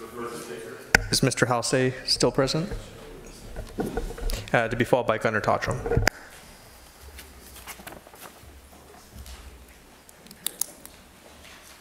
Good afternoon. I'm Richard Halsey. My family's been in Santa Barbara since early 1950s, agriculture. I'm also the director of the California Chaparral Institute, and it's a research and educational organization that's trying to help people understand that chaparral isn't just a brushy, decadent thing out there. It's exactly what you said, Supervisor Hartman. It's really an essential part of our ecosystem.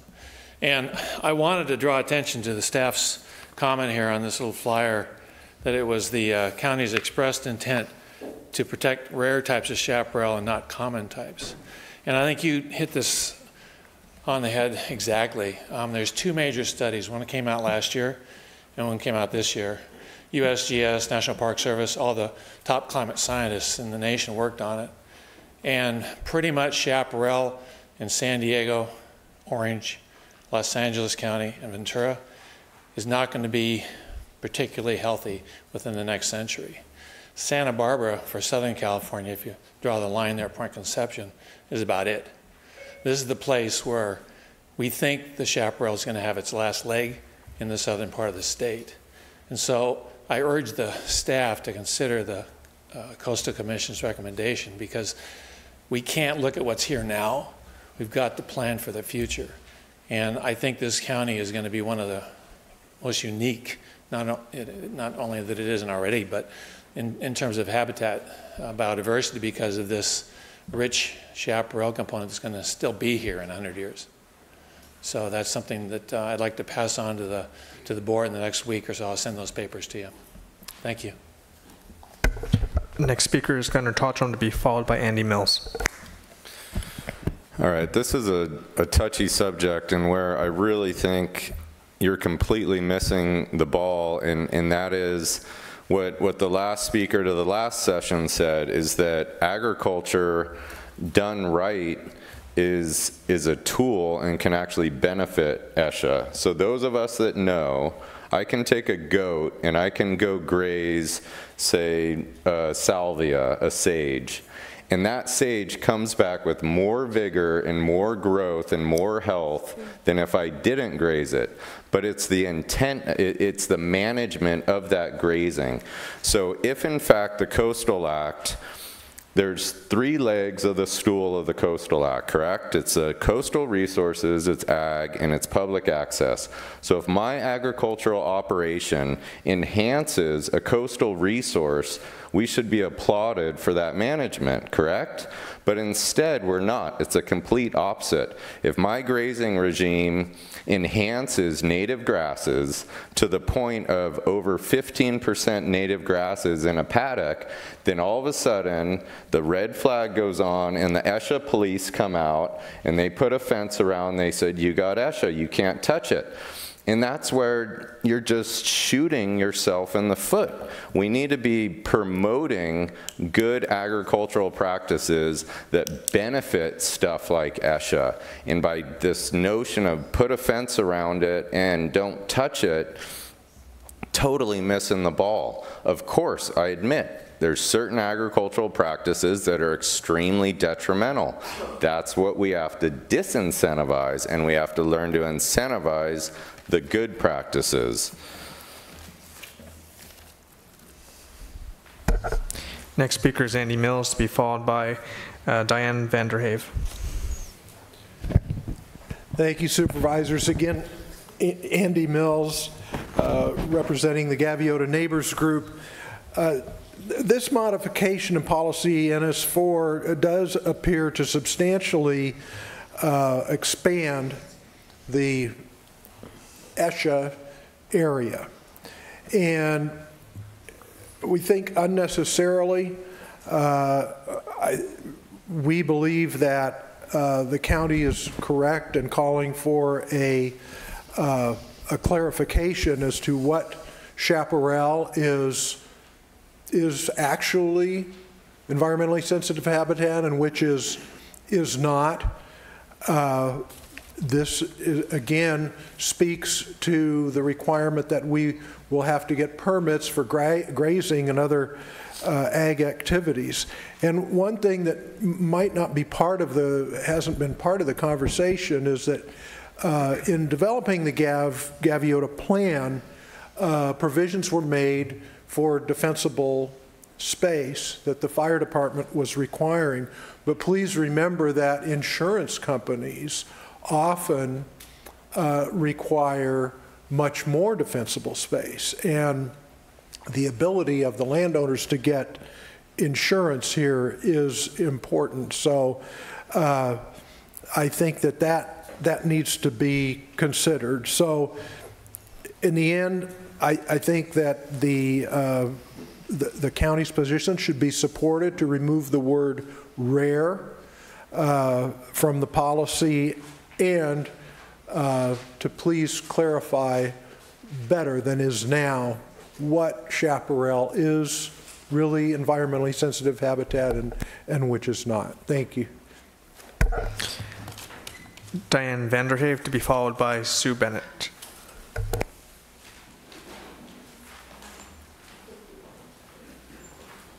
Well, I wasn't going to do this again, but I will. So I see here in county suggested alternatives, I see here that county suggested alternatives, it says, the process would require notification to the CC Executive Director and interested parties of the intent to waive a proposed agricultural development, but would not be an appealable decision. The drawback to this alternative is that the CC may not allow a waiver within the appeal jurisdiction, approximately 92% of the plan area. I read a lot of things like this in here, and it's like it's not done yet. And I'm going to let greater minds go forward, but the notes I've taken, you know, especially about ESH, it's not everywhere. I mean, it is everywhere, and it can't all be, what do you call it? ESH. Well, Chaparral it can't all be can't ESH. be ESH. Yeah. All right. I said I wasn't going to do it again, and I probably won't, but thank you.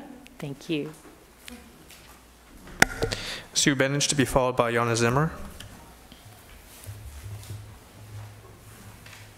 Well, Sue here again, and again, I just want to follow up with the fact that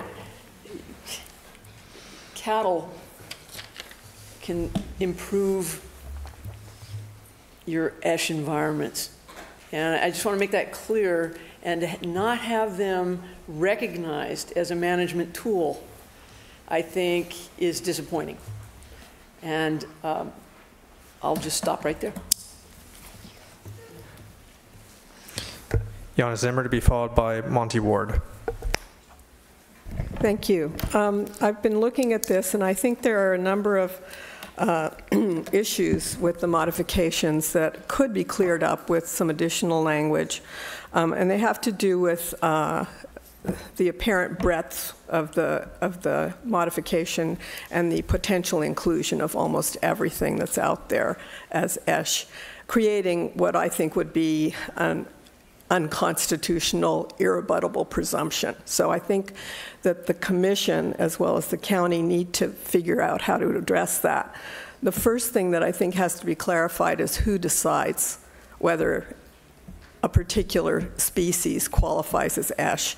And it's been clear to me for a very long time that it's not the applicant's biologist, it's not the an opponent's biologist, it's the decision maker that actually reaches the conclusion as to whether a particular biological feature qualifies or rises to the level of ESH. So I think that there are some words in the modifications that need to be clarified to effectuate that. The second thing is that you need to clarify what are the factors to be considered in determining whether a particular resource qualifies as ESH. The stage at which you are determining whether it's ESH or not is the stage at which you should be considering the condition and the integrity of the habitat. The Coastal Commission has, in other land use plans and LCPs, included specific attributes to be considered, and I've discussed this with Steve. I actually met with him yesterday about the one client I do have.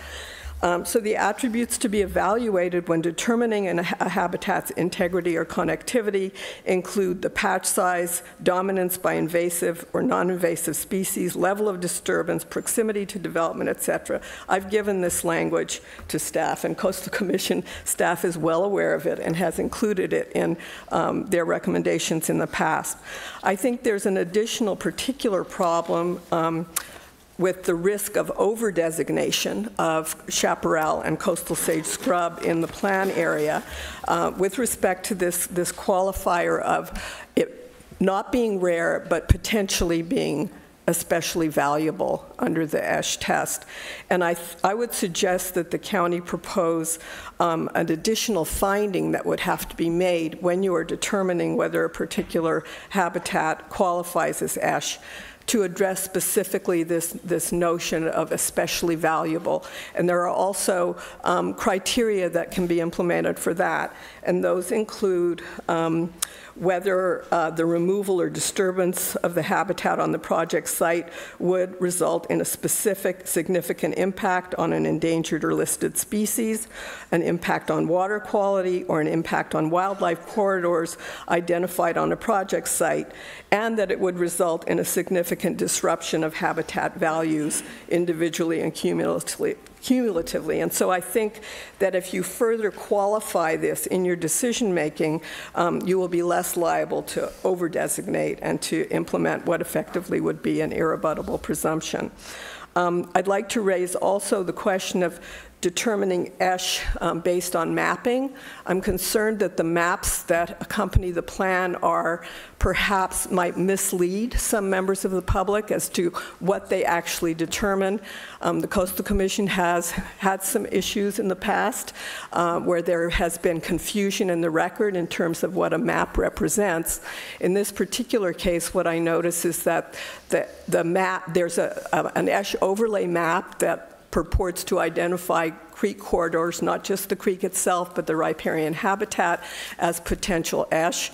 And you also have a vegetation map, which staff indicates does not represent ESH, but that is not necessarily accurate as to what it depicts. So I would request that you make sure that maps that are to be included and adopted as part of the certification be absolutely accurate. The final point, if you'll indulge me, I think one of the previous speakers talked about the notion of the three legs to the stool of agriculture, resources, and access. And I think your LCP actually does have a provision right up front that talks about, it doesn't use the word balancing, or maybe it does, I don't remember which section it is.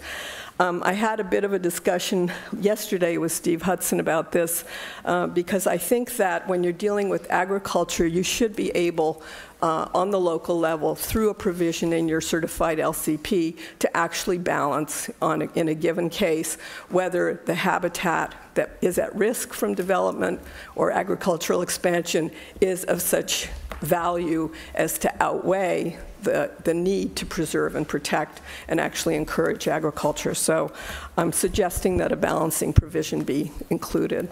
Thank you. Monty Ward to be followed by Paul Van Leer.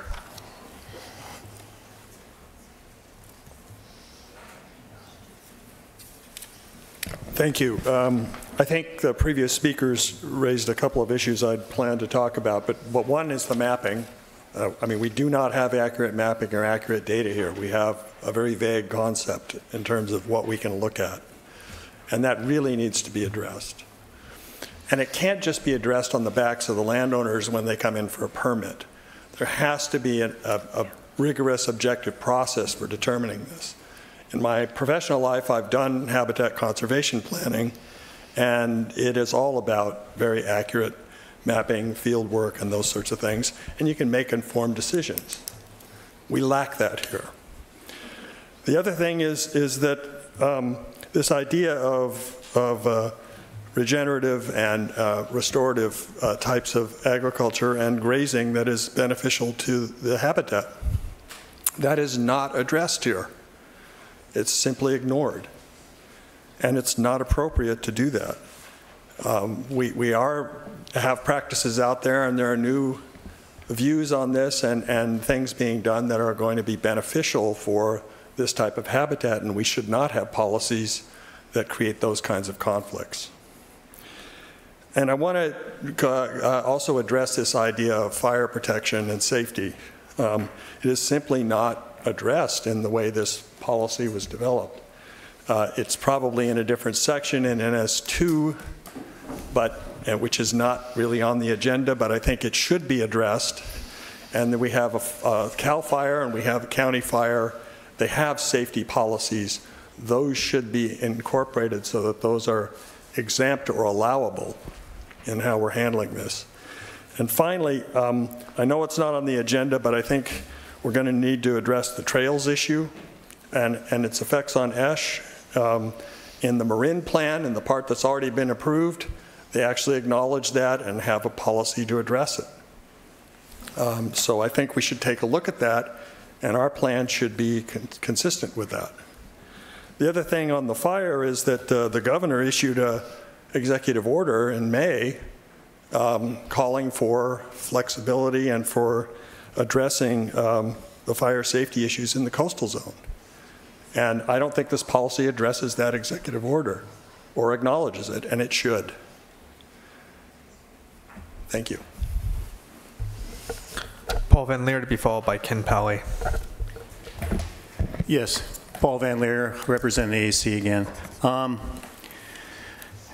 First off, I want to support the staff's position on this. I think that removing the rare should not be an option. I think we need to leave that in at the very least. This would essentially restrict any further expansion of ag, including maybe possibly repairs and maintenance of existing improvements if this rare was to be removed. As far as rotational grazing, I personally see benefits in ESH of rotational grazing. I can show you where I've expanded native grasses and restricted other things that are not all the bad habitats, as far as weeds and other things. So rotational grazing, if done correctly, benefits the habitat. And again, this was not part of this study. These are all kind of the same. The very first one we talked about had the exact same problem. There's no study that proves it one way or another. Before you make statements and want to make different policies, things need to be justified. I don't see justification for this. Also, again, I agree with the fire aspect of it. What is this going to mean to county fire, CAL FIRE, when there's a big fire operation? I know that sometimes they could supersede things, but what does it mean for our push now for doing some kind of control burns or prescribed burns, or some kind of a, enhancing, various fire breaks? That should have been, something should have been addressed in that regard in this policy, and again, it's not, it's vacant. So I would ask you to take a better look at this and don't, create a problem that's not there. Thank you. Ken Pally to be followed by Anna Citron. Supervisor Hartman and Williams, Ken Pally. I am associated with Surfrider, but I'm speaking on my own behalf. I really heard what you said, Supervisor Hartman, about going riding, and it's all rare. That's my concern. That the coastal chaparral, if you start from the sky and you look down on planet Earth, it's really rare. If you look at the state of California, it's pretty darn rare. And if you look at the Gaviota coast, it's still quite rare, all of it. Do we really want to have lax protections so that it gets even rarer? If you are overly strict in protecting it, that's a correctable mistake. If you are under strict, if you allow excessive development and too much chaparral disappears, you can never go back. So that's point number one. Point number two, some of the speakers here, Gunnar here, has spoken about restorative practices. I'm not sure how one implements that, and I suspect that most of the landowners and ranchers and farmers who are present here today are excellent stewards, and I support that. But the reason you need strict protections is because that's not the case of all the landowners. It's kind of like bank robbery. If nobody would ever rob a bank, we wouldn't need to make it illegal. But the reason you need these strict protections for the chaparral in place is because there are landowners who are only out to exploit the land. So I would encourage the rare word to be removed. All chaparral should be protected. It's all rare. Thank you. That brings up an excellent question. Has that been taking place? I mean, most of the surviving sensitive habitats are on places like ag and military bases precisely because of that use, right? There's a reason why chaparral's destroyed almost everywhere except there, because the other uses we have for land are even more environmentally detrimental to those environmentally sensitive habitats. So do we have some enforcement cases or something that's made us feel like we need to ramp this up? Has there been take of environmental, of habitat that would be considered ESHA if consistent with the Engel memo? Supervisor Williams, I'll answer that question first. In the county of Santa Barbara, I'm only aware of one case where there was an enforcement action, and that was on the Cohohalama property, which is now the Dangermond Preserve. And other than that, I don't think the county or... yeah, but I mean, I guess that's the enforcement action that proves that you guys can win without this, right? I mean, if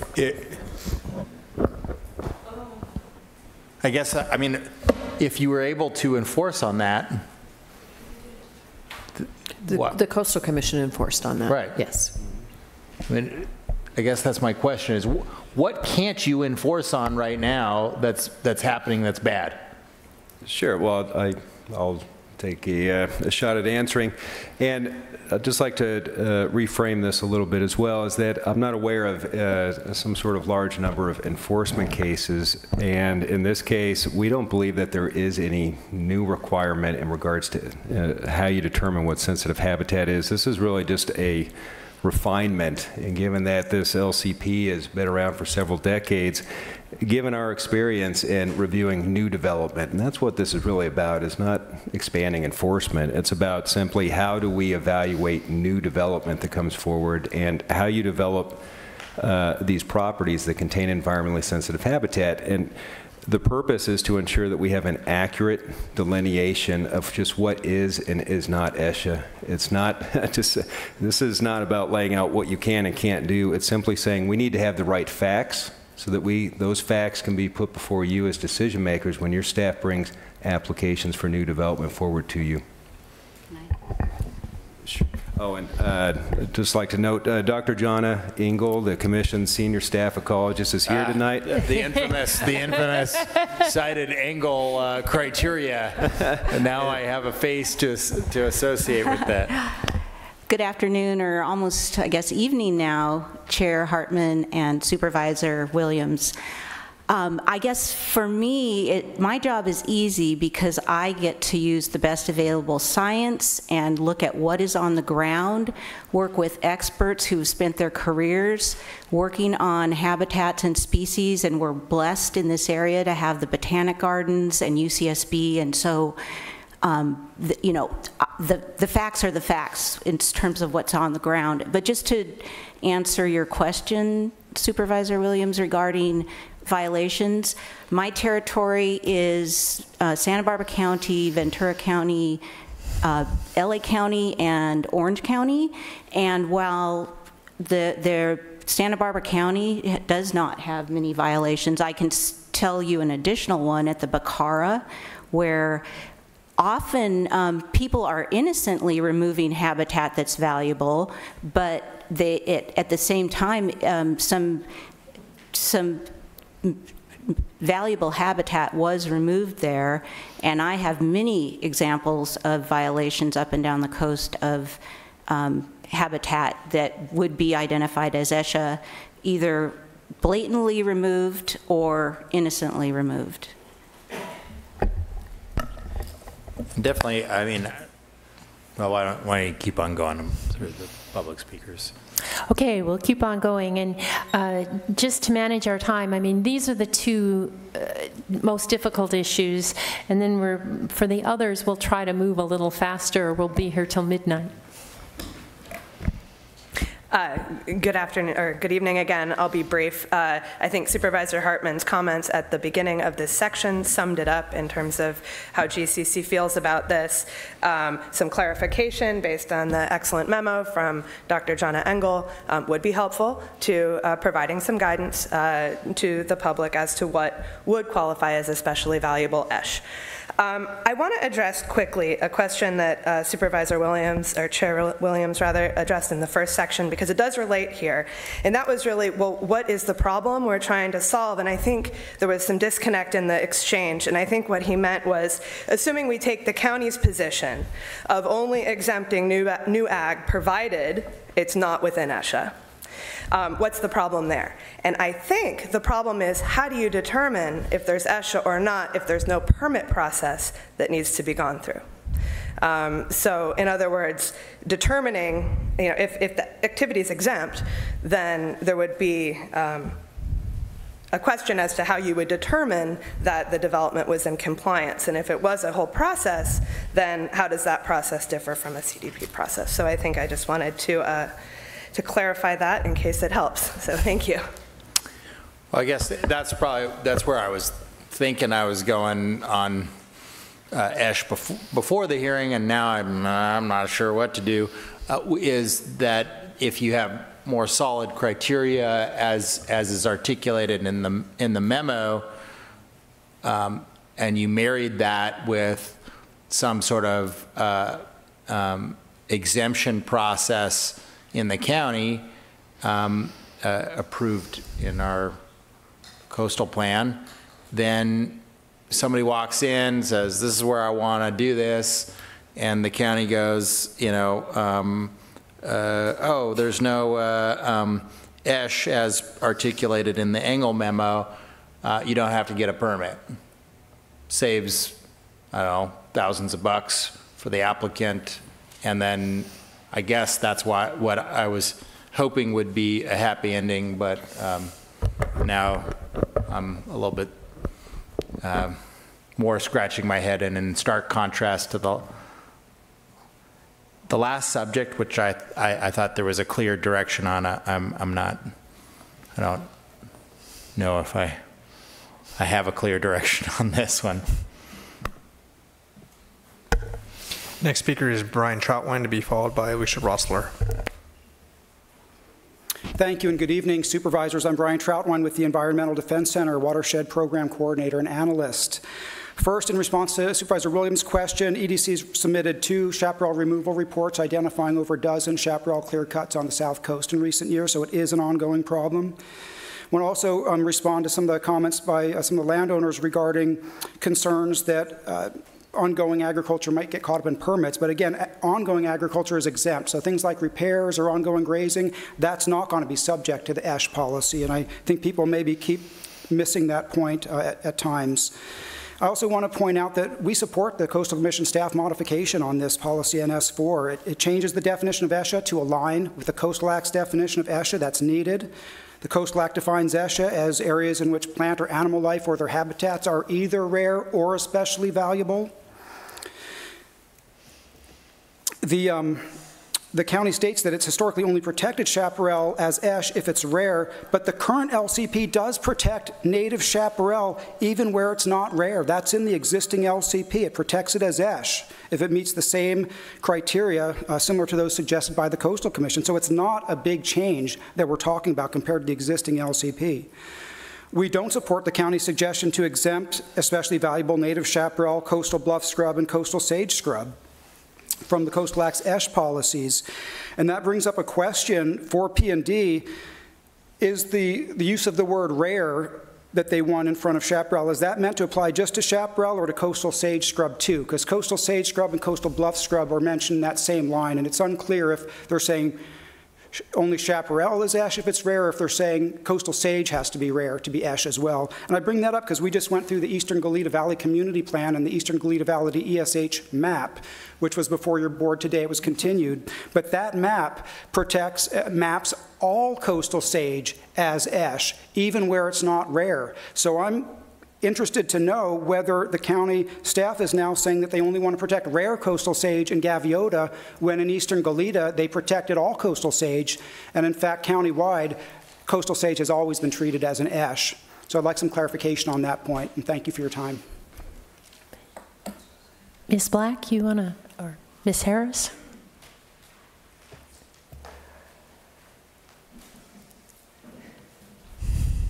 And can you also answer the question he articulated about, well, if native chaparral's already included in the LCP as ash, why is this a different, much of a change?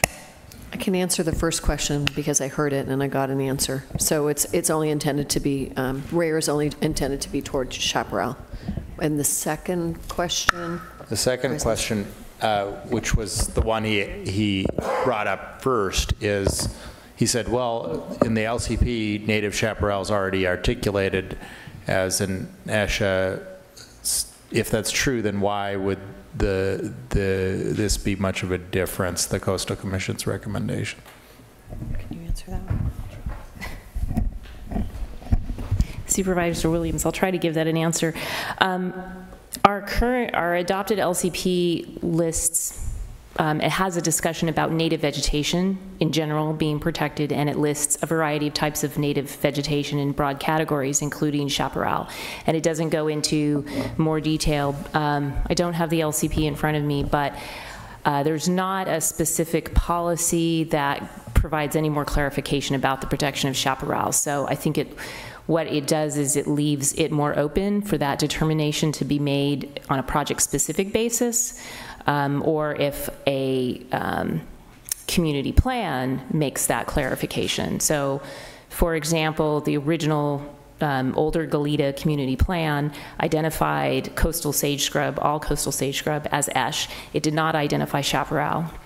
And then when the Eastern Goleta Valley community plan, which updated the Goleta plan for the Eastern Goleta Valley, it provided clarifications with regards to chaparral, and it carried forward the coastal sage scrub protection.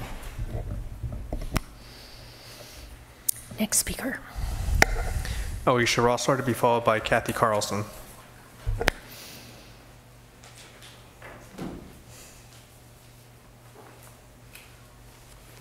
Hi, Alicia Rossler. I forgot to say who I was representing before, staff attorney for the Environmental Defense Center. I just wanted to clarify one quick point to address whether or not the ash protections in the current LCP mirror the ash protection that's being proposed now. And you're right, it does mention that native plants are protected in groups and classifications of chaparral, but it also lists the same 8 criteria, or very nearly the same, that are suggested in the mods as well.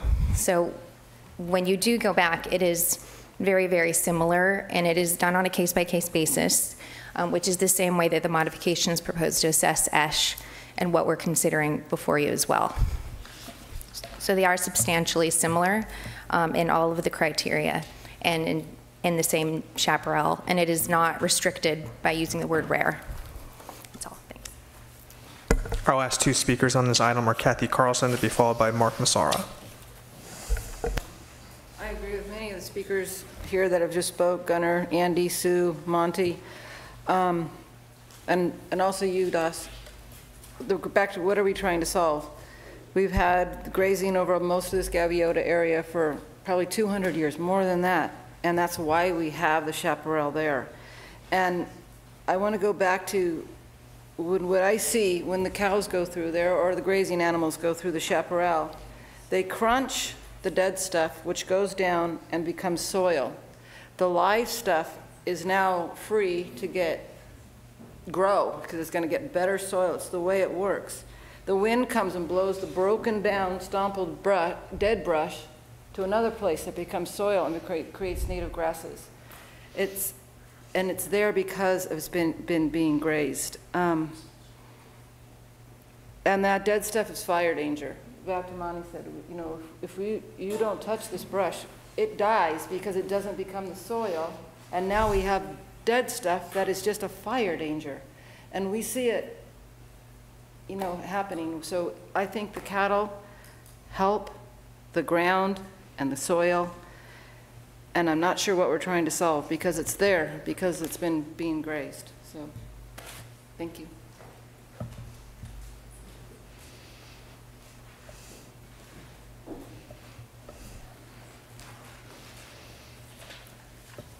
Supervisors, Mark Massara on behalf of the Dangerman Preserve.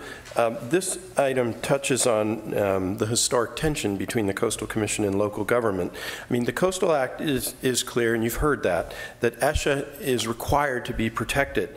But local government has long struggled with the fact that its designation by coastal staff can often appear to be arbitrary. And in some cases punitive, especially depending on what it is you'd like to do.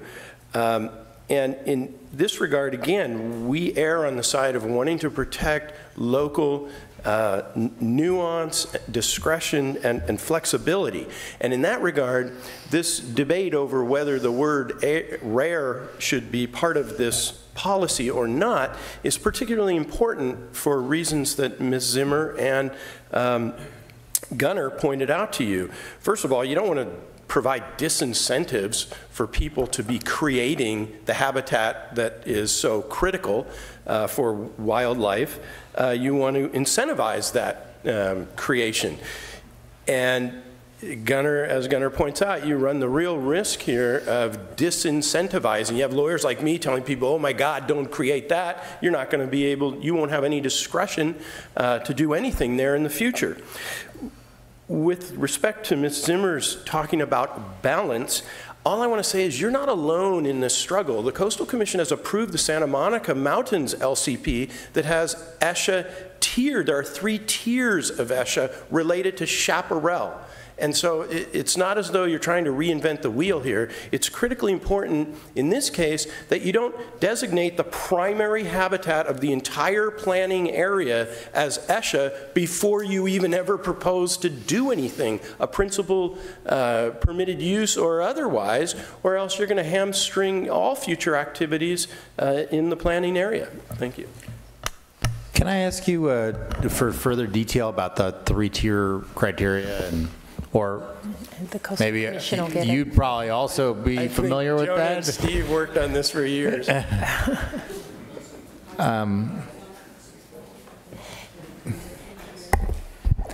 Sure, I would love to expand on that. So there is a 3-tiered system that was built into that local coastal program, but it's not 3 tiers of chaparral and coastal sage scrub, and it was purely at the request and at the discretion of that local government.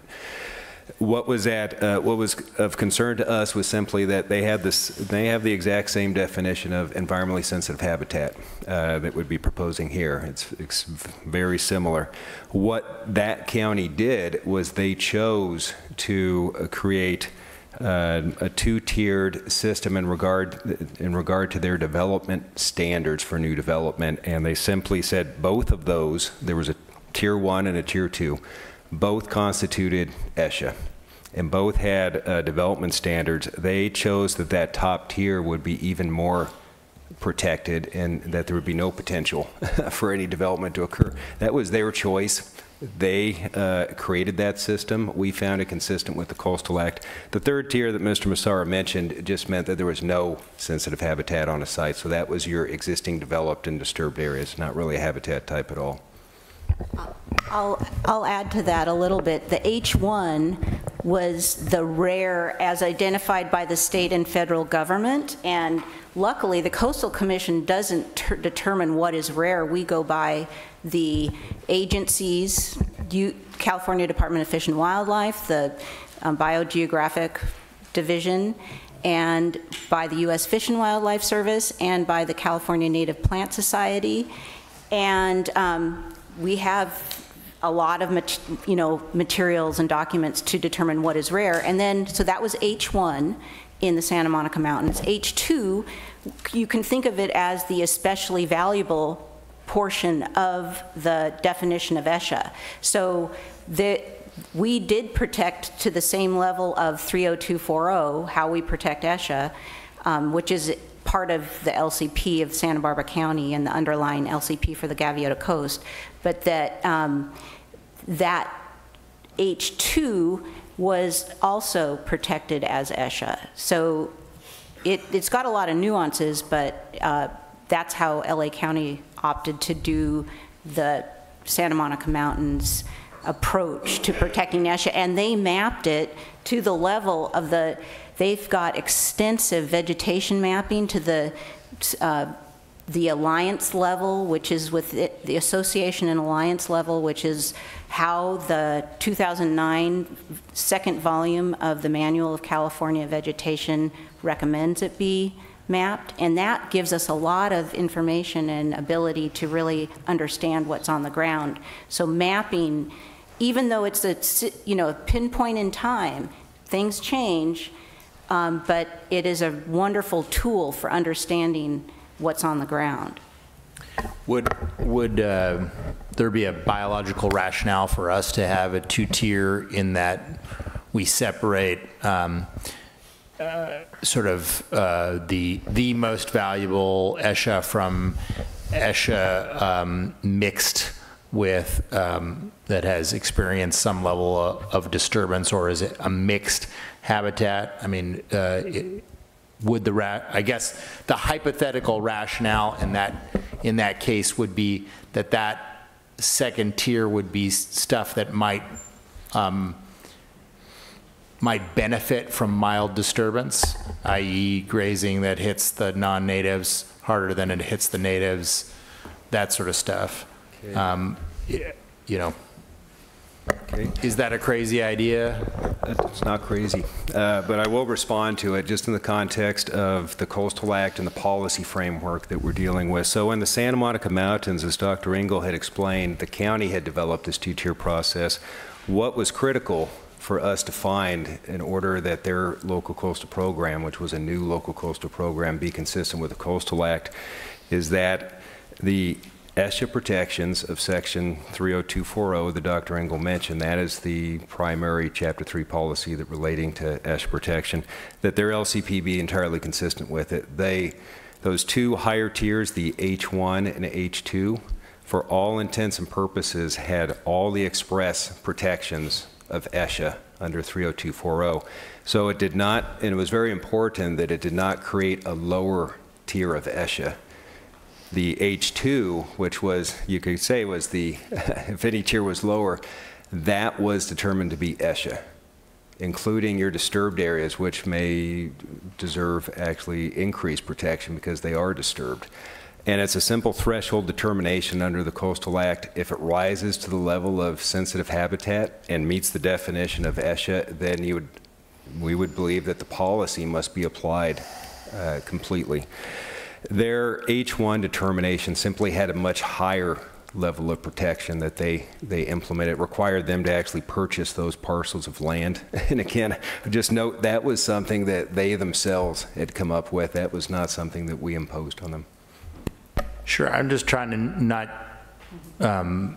copy that framework, but I guess my ask to you, is there not habitat that would benefit from mild disturbance, and how do we deal with that? Well, what I'd like to say, and I'll turn over to Dr. Engel, because I think that gets into maybe some project level analysis that might occur. In regard to that ESHA determination, this policy just has to do with how do you determine factually what is and is not environmentally sensitive habitat area. Now, under the Coastal Act, the allowed uses within ESHA, once you make that determination, are very limited, and it's restricted to only resource-dependent uses. And by resource, I know there's been some discussion of, is agriculture a resource? It is a coastal resource, but it's not an ESHA-dependent resource. So within that context, only certain uses are allowed. Now, there are other things that have been talked about today that we would actually agree with, and that is that... Can I just... No, this is really important, because I keep on asking you biological questions, and you keep on giving me legal answers. I want to understand, how do you treat a situation where it would be biologically beneficial for mild disturbance if we've designated everything ESHA and you can't do, as cited, you can't do anything in the ESHA? How are we supposed to wrestle with that? Well, as Steve said, the policy 30240, which is, California law, is what defines what is allowable in ESHA. So you would have to go to the legislature to get a change in that what is allowable in ESHA to be able to do restorative grazing, because it's not an allowable use. And I have empathy for this situation, because I do believe that there are cases where you can use grazing to enhance an area. In fact, we are using it at the Coho Marine Terminal at Danger Mon Preserved. We're looking at seasonal grazing, we're looking at rotational grazing, we're looking at flash grazing and limiting the number of cattle, because it can enhance the coastal prairie. If you think about it, we had elk and buffalo that were, facilitating the perennial grasses that are on the coast and in the, the center of the country. But we have a law that does not allow you to, once an area is designated as ESHA, you cannot do anything but restoration and low-impact camping and some educational trails and that kind of thing. So let me also, I think I can help the Gaviota Coast Plan. Okay, we all know that what is rare. Once a biological survey has been done, it is or it isn't rare. But what is especially valuable is really laid out very well in your plan. And can I read it to you? Okay. This is NS4 criteria and habitat types that rise to the level of ESHA. I say ESHA, but, and it's section B. I'm old school like you, I still call it ESHA.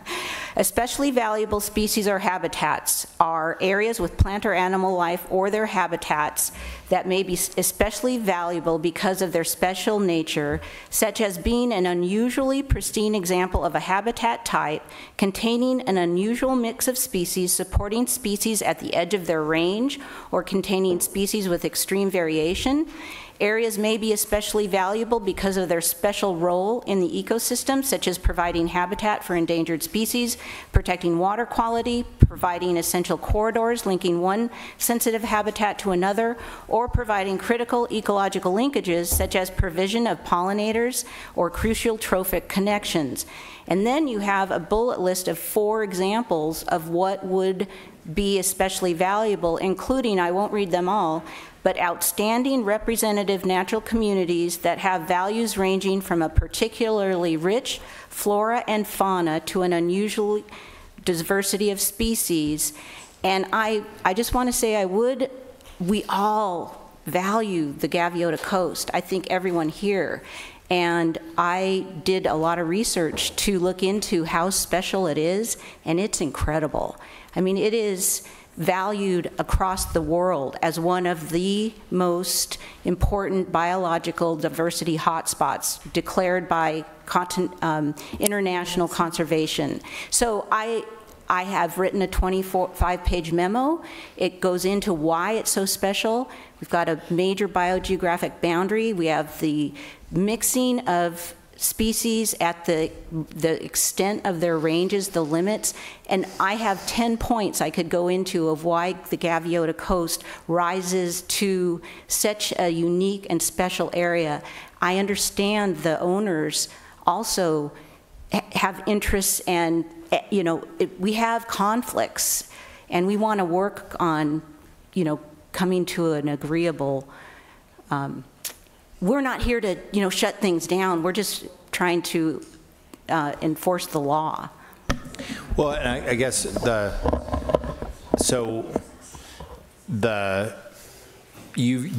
really appreciate your candor in answering the question, and I guess my question was, because I think preservation of chaparral and of ESHA is enormously important. It's one of my most important values in how I've treated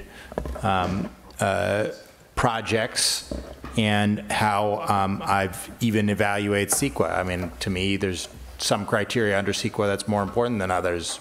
It's not the way the law reads, but to me it is, and this is the most important. But it seems enormously frustrating if we know that some practices could be biologically beneficial to ESHA, but yet we would not be able to do them.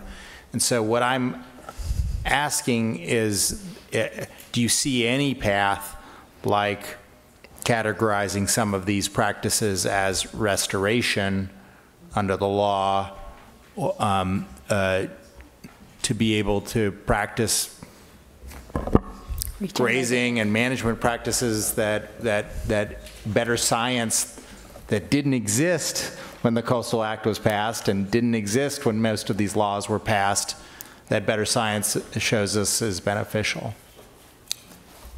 Okay, I'd like to just respond to that. And I think after talking with Ms. Black as well, this response, I think, to your key point, there is the possibility that certain activities that you would have the discretion as decision makers to review could be allowed within ESHA. And that could be these activities that would restore or enhance habitat. So restoration is an allowed use under 30240. You have that ability as decision makers when you're reviewing a coastal development permit to make that call.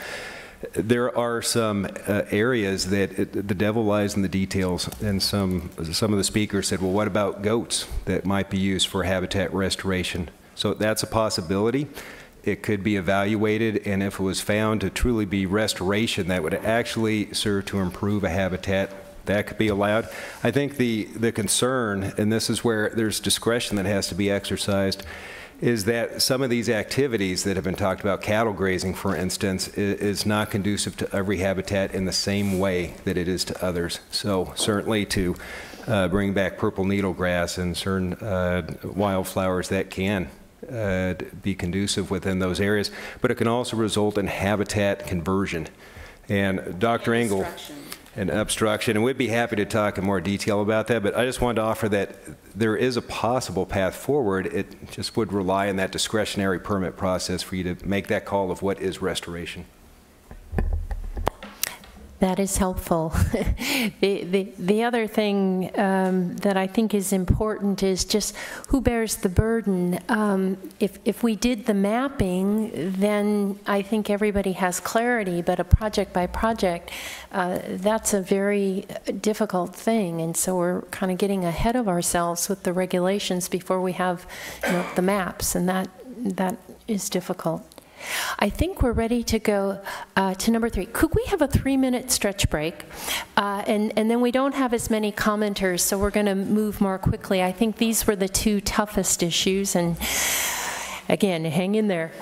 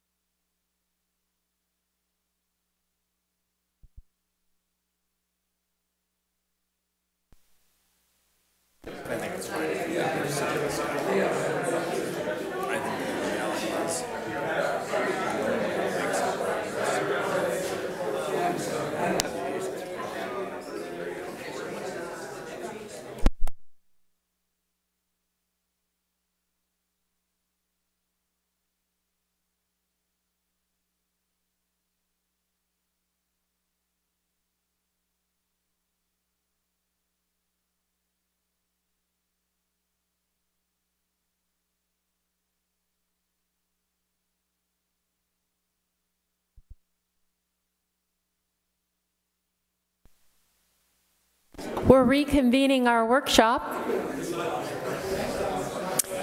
And we are ready to move to biological surveys. And I'm going to ask, in the interest of time, because they're all important issues and we all have limited endurance. And so what I'd like is, when David calls the names, get right ready to be up here so we don't spend time walking up. And if you could try to keep your comments to, say, 1.5 minutes, that would help greatly. We need to, yeah, we need that's to right. let Julie come back. That's right. Because she's going to do this one. Biological surveys. I apologize, Supervisor Hartman. I had Not a question when I ran out of the room. So I was just answering a question. So the third issue is very much related to the second, because it has to do with environmentally sensitive habitat. And in this case, the third issue is an addition to the coastal zoning ordinance amendment that would add the requirement for a requirement for a biological study as part of review of a coastal development permit. County staff had several issues with this requirement, and it wasn't specifically what you need to provide in a biological study in order to have an adequate biological study. The county planning department has been requesting biological studies for years, and they've always been, I think they've always been adequate with regards to the projects that we've had in the coastal zone and in the appeals jurisdiction. So that's not what the staff's issue was. Our concerns were several. One was just placing those requirements of a biological study within the coastal zoning ordinance. Currently, the county has an environmental thresholds and guidelines manual that addresses biological resources and what the thresholds are for determining impacts to biological resources. And we have an appendix that talks about what should go into a bio study. The second, some other concerns that are related to this particular modification is that the way it is written, it reads as if a biological study would be required for every single coastal development permit, that it would be required for submittal and completeness of that coastal development permit application. And so our concern is there is not discretion. There may be developments that do not require having that may not need a biological study. So that is a clarification that we would want to be corrected.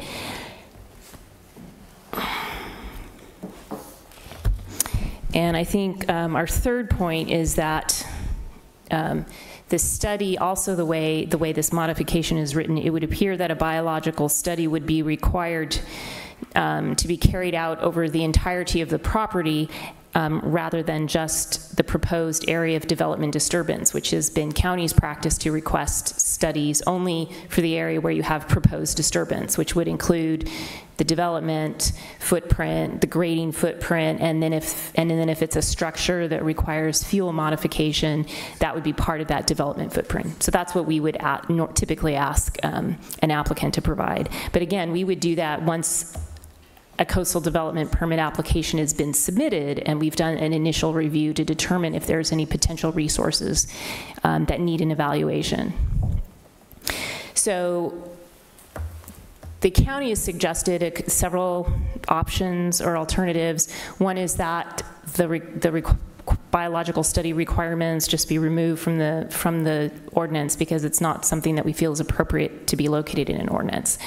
At a minimum, we request that the language be modified to make those clarifications with regards to when a study is required and how much of a property would have to be reviewed as part of a study.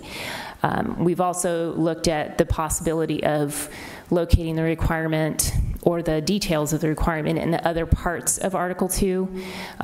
We do have a section about submittal requirements for a CDP.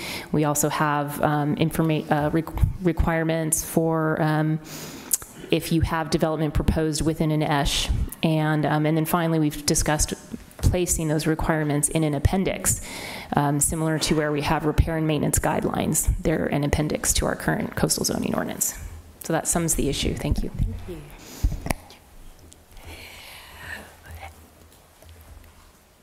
If you like, I would just like to add a couple of points that we think we have some solutions to some of these issues, some potential solutions. So first, I should have said this on the last step as well, but commission staff is in agreement with the county staff's request in regard to adding clarification to how you define environmentally sensitive habitat. And it's not every stick and twig of chaparral, coastal sage scrub. It's these large contiguous areas as we discussed.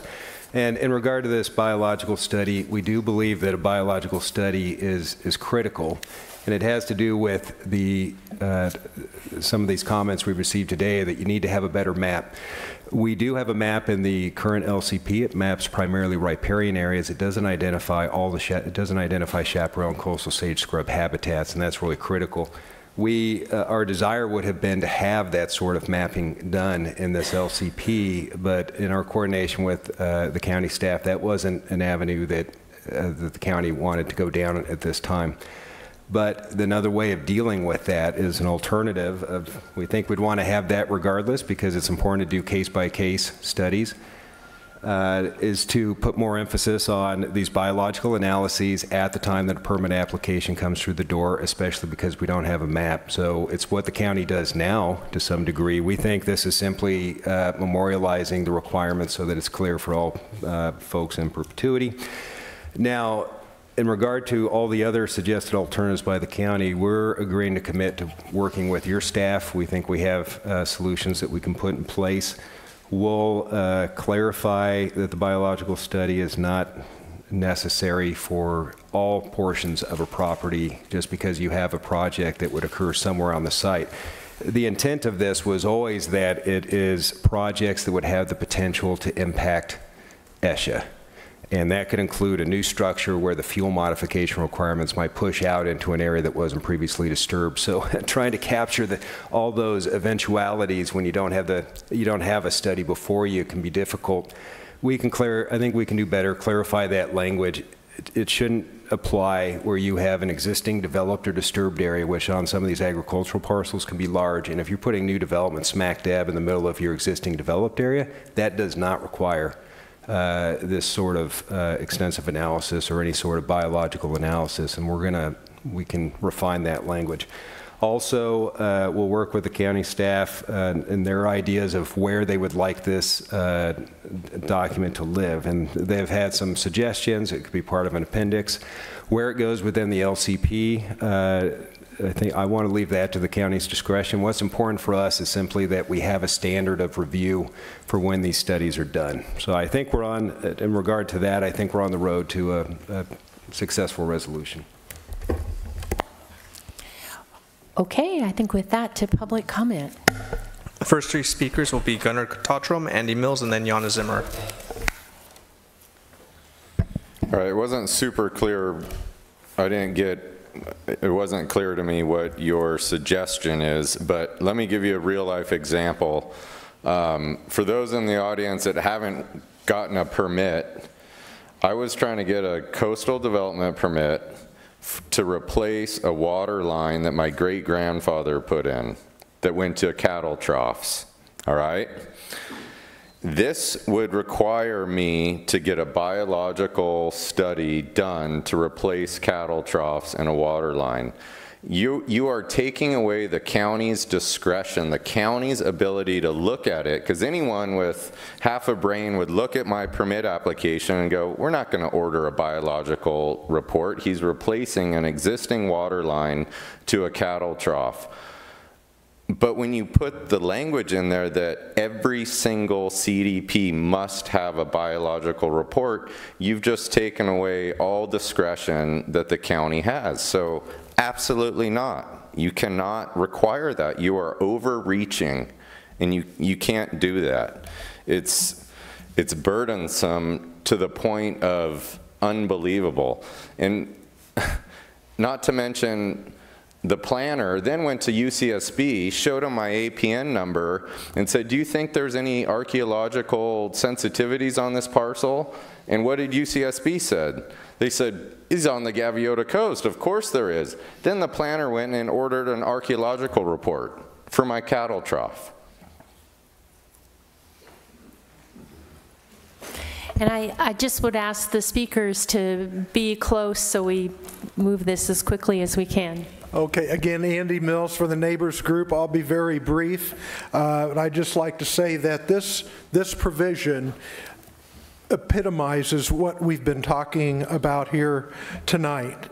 And the reason is that the way that the provisions are stated for a biological survey includes every speck of dirt on the Gaviota coast.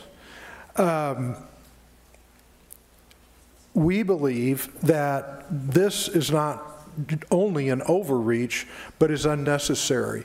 If you're going to build a home, the county already requires that if you're anywhere near environmentally sensitive habitat, you have to do a bio-survey for the site that is disturbed. But now we're talking about permits for grazing and ag intensification. This is crippling. And we've heard some fairly big numbers about what the permit costs are, but when you look at something like this, the numbers are grossly overstated. You could have a survey that costs you in 5 figures if you're doing the whole site. So again, we're in an unusual circumstance here with the county where we agree with their pushback on that, and we would ask, please, to eliminate this requirement. Thank you. Following Ms. Zimmer, the next 3 speakers are Monty Ward, Paul Van Leer, and Ken Pally. Thank you. I'd like to draw your attention to the letter that I sent in from Larry Hunt, who is the biologist that we used at El Capitan Canyon for permits in 2004 and 2008. And he reiterates the concern about needing to look at the entire parcel. I'm really happy to hear that the commission staff is interested in narrowing that down. And I think that the key components here are a sense of proportionality and trusting the discretion of your local planning staff. The commission's modifications on the economic viability piece do give the planning director discretion as to what evidence to require. I think that same discretion is important here, and I think you can solve a lot of problems in that way. An additional, I just want to go back for a second with a proposed specific solution on the previous topic of restorative regenerative agriculture and whether or not that can be considered resource dependent. I think if you suggest that to the modification for policy NS-2, which says that resource dependence uses can include but not be limited to nature study, low impact campgrounds, and restoration, including restoration for regenerative agricultural practices, then you can consider on a case-by-case basis whether a specific proposal actually meets that definition. So I just want to try to put a ring on that one. Thank you. Yeah, just really quickly, the 2 things, one being the entire site, or the site versus the entire parcel. We really need to fix that. I mean, it was kind of laughable to read that. Oh, sorry. And then the other thing is, what does this apply to? If it's historical agricultural activities, it shouldn't apply. And certainly if you're developing in and around Esha, obviously it applies. But let's have some discretion for the county and the county planners to be able to help make those judgments about when this applies and when it doesn't. Following Mr. Van Leer, the next speakers will be Anna Citron, Brian Troutwine, Alicia Rossler. Yes, hi, Paul Van Leer again for the Ag Advisory Committee. So it sounds like we're going to need some clarification. Thank you for starting that. So Because as I read, as we spoke before, it sounded like you'd have to do your entire parcel for whatever your project is. Let's leave the county have that discretion to determine what they feel is appropriate. So I would hold any comments further until we figure out exactly what the policy is going to be reread as it's revised. Because as it sits now, if it does not change, then I agree with the staff's consideration as this should be removed. Thank you. Good evening, Anna Citrin for GCC. I really appreciate coastal staff's clarification on this point, and to address some of the other commenters, I heard coastal staff to be saying that not only were they willing to clarify in terms of the whole lot versus a particular area, but they were also willing to restore some discretion for county to make a determination that certain CDPs did not require this biosurvey requirement. So I hope that solves some of these problems. So thank you for that, and I would encourage the county to continue working with coastal staff on this issue. And my last point has to do back with historic ag, and listening to Gunnar talk about his water line.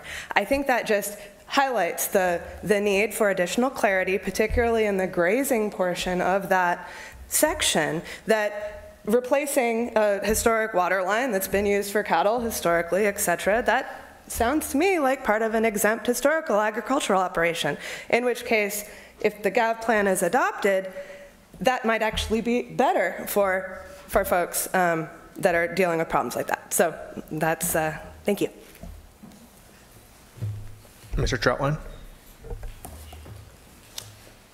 Good evening, supervisors. I'm Brian Troutwine with the Environmental Defense Center, and we just wanted to support what the Coastal Commission staff said on this point. We support the Commission's proposed modification that would require a biological study for a CDP for new development that would impact biological resources.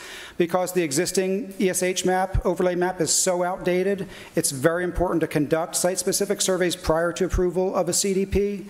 But we want to clarify that the survey requirement should only apply to the areas where the development could cause direct or indirect biological impacts to native habitat, species, or ESH.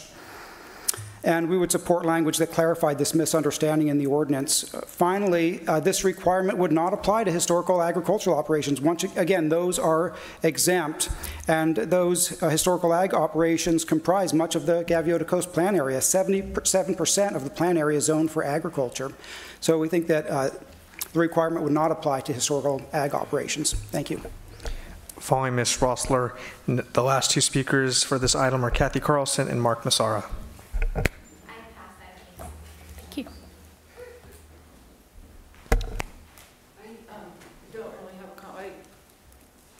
I agree with many of the speakers that just spoke now, but I do have, I thought there was going to be a general thing after. There's a letter from Jack and Judy Stapleman. A lot of the comments that were in here tonight, they strongly feel you should have the letters in your email today. They're traveling, they wanted to be here, they wanted to be represented. So I'll let you read the letter, but thank you.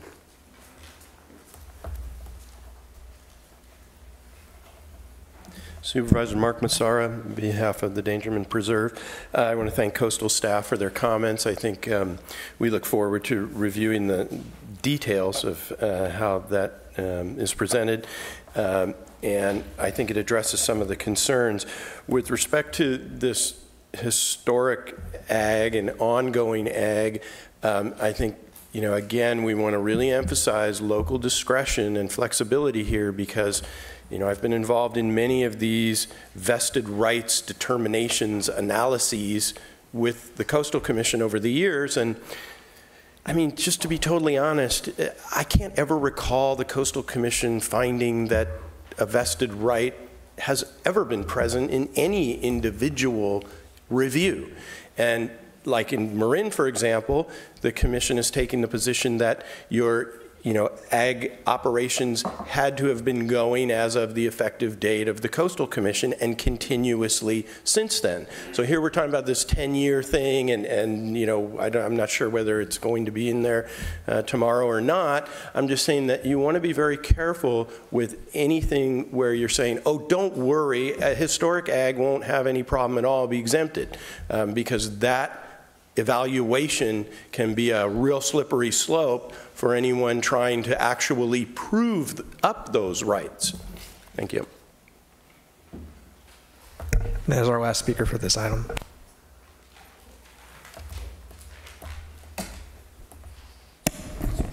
Madam Chair, I don't think we have any additional comments. I think we've kind of made our comments, unless you have questions. We're going on to residential accessory uses. Thank you, Supervisor Hartman. I'll see if I can do this one pretty quickly. So recall at the beginning when we started talking about the CDP and the CDH and this principally permitted use.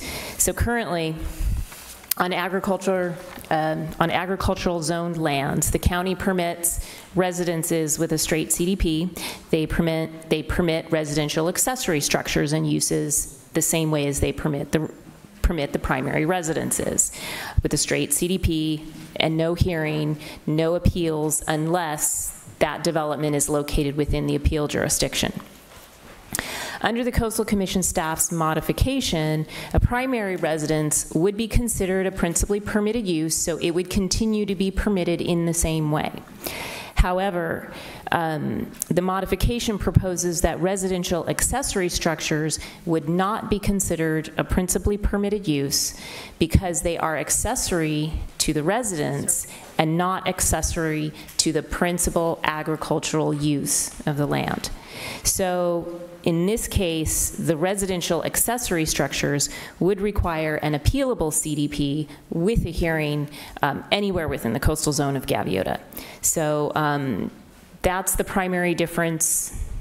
The county staff's position on this is to continue permitting residential accessory structures under the same basic permit process as would occur for the primary residence, and also to keep in mind that this distinction, this change is in the area back on the map we showed you at the beginning that is not in the appeals jurisdiction, that green portion.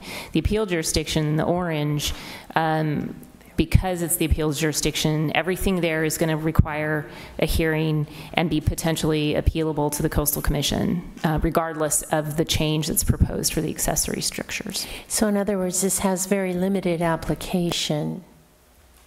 That's correct.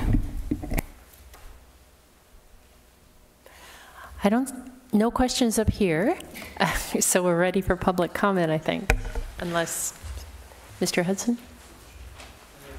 I think, well, I would like to just characterize just our difference of interpretation, and that's all this is. The Commission, already interprets accessory structures to be appealable development that requires an appealable coastal development permit. That has always been our position, including in regard to Santa Barbara County coastal development permit applications. And there's been some disagreements in the past. We've worked with your staff. It's natural. There's some difference of opinion. But our interpretation of that is stemming from the Coastal Act, which is the standard of review for the LCP. And it simply provides that appealable development in counties includes not just the geographic area, but it's any use that is not the principal permitted use designated in LCP. The whole purpose of our suggested modifications here is to bring some clarity to this confusion or this disagreement that has occurred between our respective staffs for as long as I can remember, for many years. It is clarifying that we have a principal permitted use, and it lays out sort of this tiered approach to the hierarchy for the permitted uses. So that is, from the county's perspective, is a new requirement. From the Commission's perspective, is not. But be that as it may, that we have this disagreement between our two staffs about how to interpret that. And to the county's credit, it's based on the existing verbiage of the LCP, but we believe you have to take that in context with the Coastal Act. We believe that we have a number of these, once we get past that initial disagreement, we believe that we've worked together, and if there's still some additional clarification, we can work to make sure we have the right uses laid out of what is the principal permitted use, what is the permitted use within this system. Is the difference of opinion purely legal, or is there a policy reason, i.e., you know, barns masquerading as mansions or mansions masquerading as barns? It's a purely legal and policy issue. It's at the heart of the Coastal Act, and it lays out the very heart of what is appealable development within county. So it's geographic area and its uses other than the non-principal permitted use. And we didn't have that clarity when the county's LCP was certified decades ago. That has led to this. It's just a simple disagreement, I'd say, in this case, but we'd like to clarify that.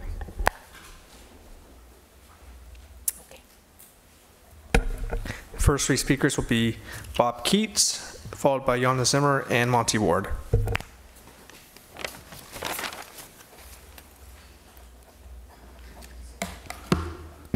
Chair Hart and Supervisor Williams, my name is Bob Keats, and I'm a member of the Surfrider Foundation.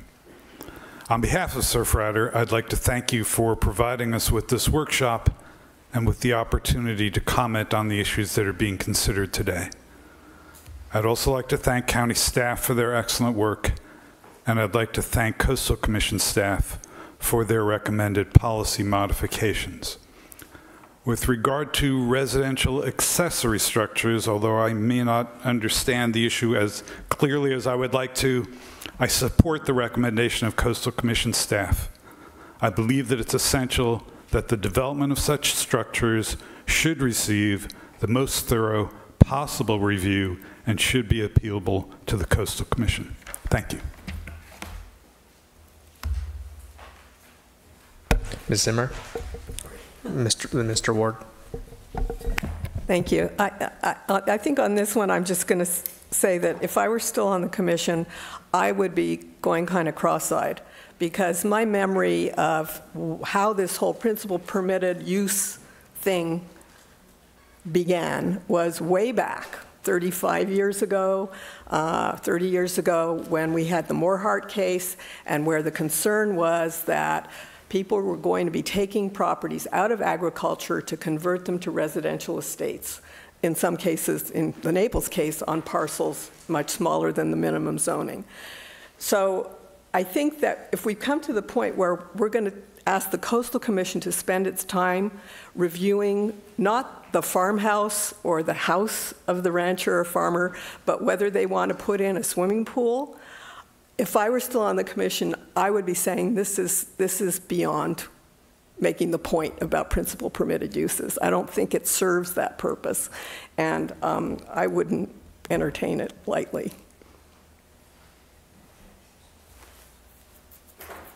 Following Mr. Ward will be Paul Van Leer, Ken Powley, and then Anna Citron. So very quickly, yeah, we support the staff's position that was articulated in your letter of May 15th, so pushing back a bit on this issue on principal permitted use.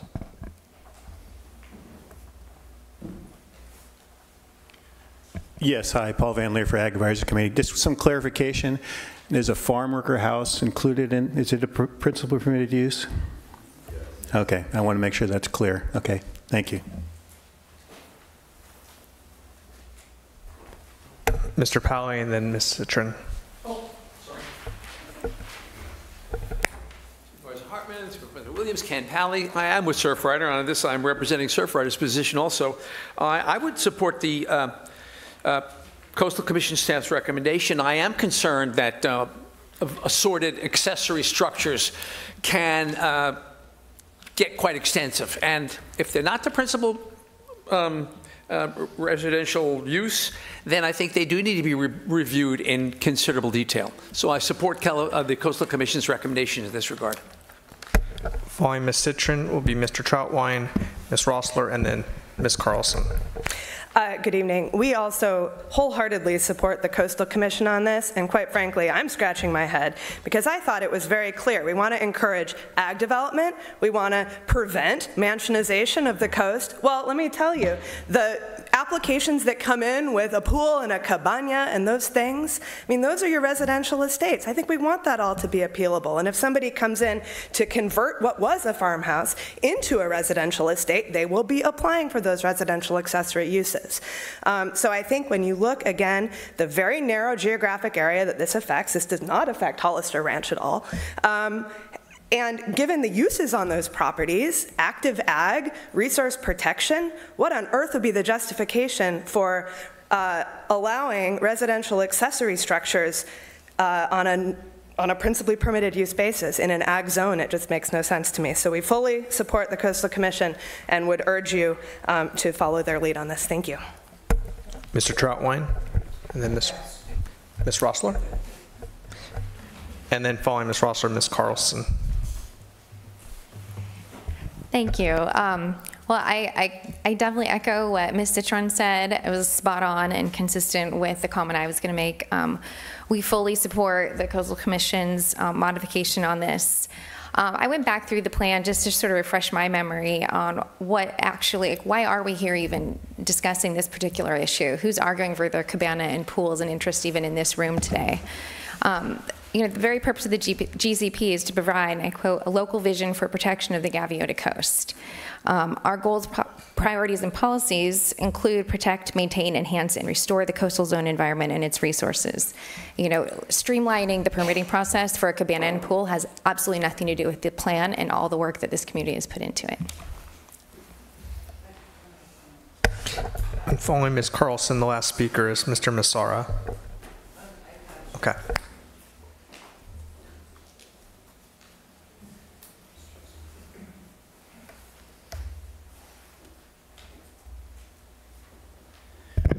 On this one, just that this is an ideal category for an exclusion order or a list of categorical exclusions that would allow things like a tool shed.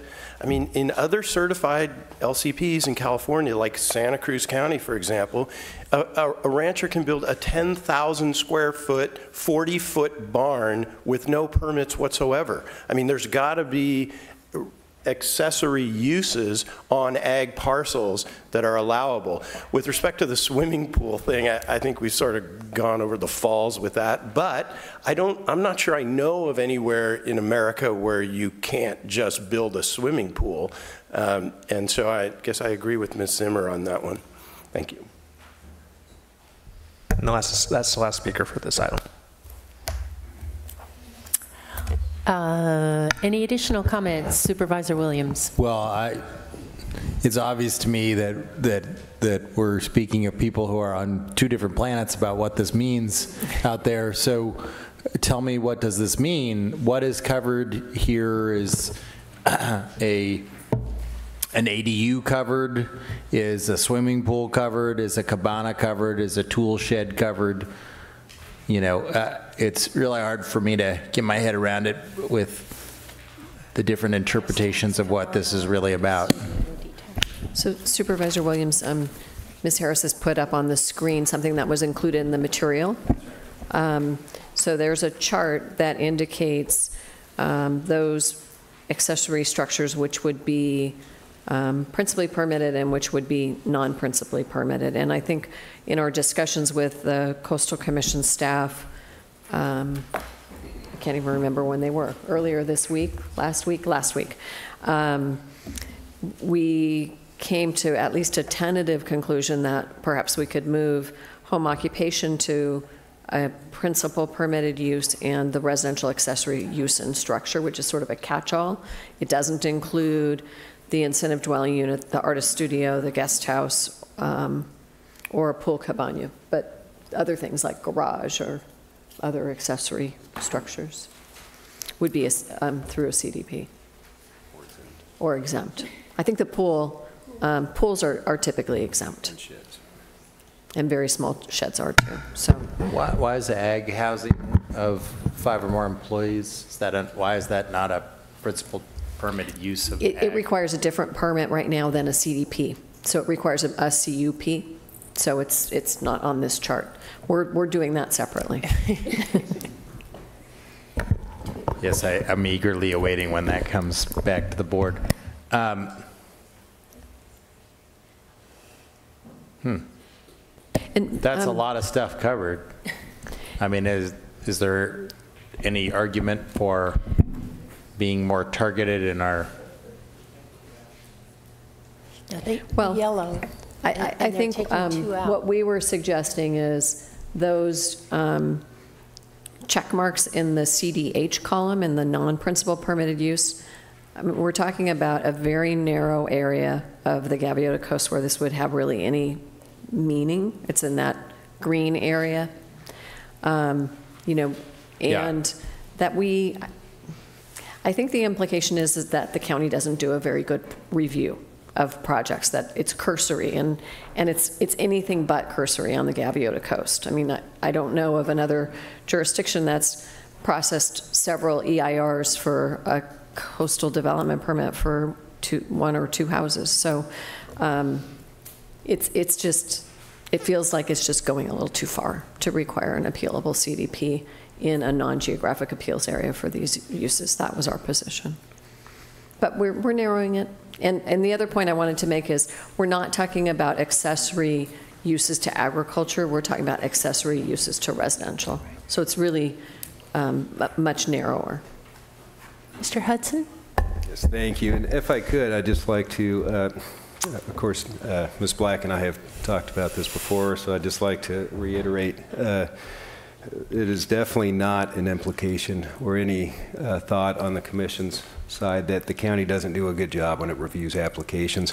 What's at stake here is twofold. One is, just as Supervisor Williams had alluded to, it's a policy and a law. So under the Coastal Act, principal permitted use is the singular use. It does not include all the sorts of accessory uses, with the exceptions of those normally associated with the use. So all the sorts of accessory ag uses are included as the primary or the principal permitted use.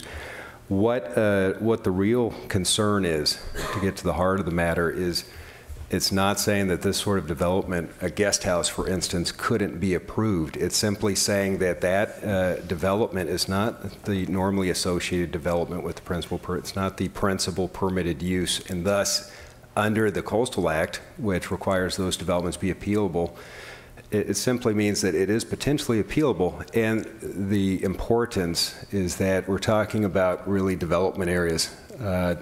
One conversation we had with county staff when we were trying to brainstorm on how to narrow this list was that if we're really talking about agricultural holdings in the Gaviota Coast, our concern is simply that we don't have a spread of development that would impact coastal resources, including agriculture, and that really means clustering development down to what the county determines is the reasonable envelope for development.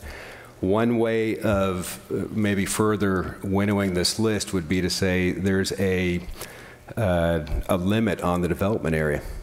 And within that development area, the county could determine some additional accessory structures could be part of that principal permitted use, provided they fit within that development area. If they extend beyond to the point where it could impact ESHA, or you determine it's in a way that would unduly impact agriculture, that's the concern, and that is when you could trigger the appeal determination. So it's your guest houses, it's your accessory structures. Most of these things that, for instance, what Mr. Massara and Ms. Zimmer had mentioned, those might be exempt. Pools and sheds, those don't require a coastal permit now in most cases. So we think we've worked to try to find a balance. I think we're getting closer. There's always some disagreement and a little bit of uncomfortableness on it, but the intention is to ensure that this sort of ancillary development receives the appropriate review. Well, I like the idea of giving a principled permit use development envelope and just let them do stuff in it, because number one, that's how the Williamson Act is done. So it's somewhat consistent with how the Williamson Act is done. And number two, that incentivizes people to have small homes, right? If you can build as big as you want of a primary home, and that's the only thing that's not appealable to the Coastal Commission, then you're going to build as big as you can of a home. And so I actually think the development envelope approach would accomplish the policy goal with greater effectiveness while preserving some flexibility on the part of the property owners to say, you know, I got some kids, so I'm going to have my multi-generational housing, and not all of them are working on the farm, so I can't call it employee housing.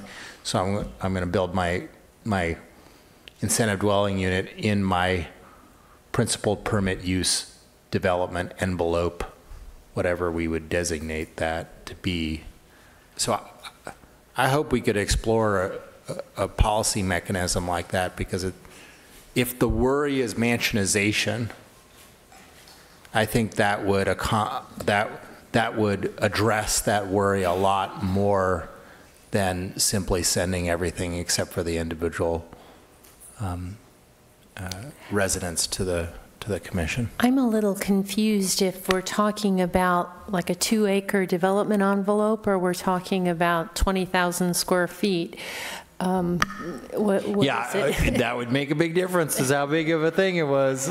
You know, devil's in the details and all that. But when you say limit the development area, I don't know if you mean how much cover or whether you mean acreage. That part is for let them negotiate. Moving on. Economically viable use determinations.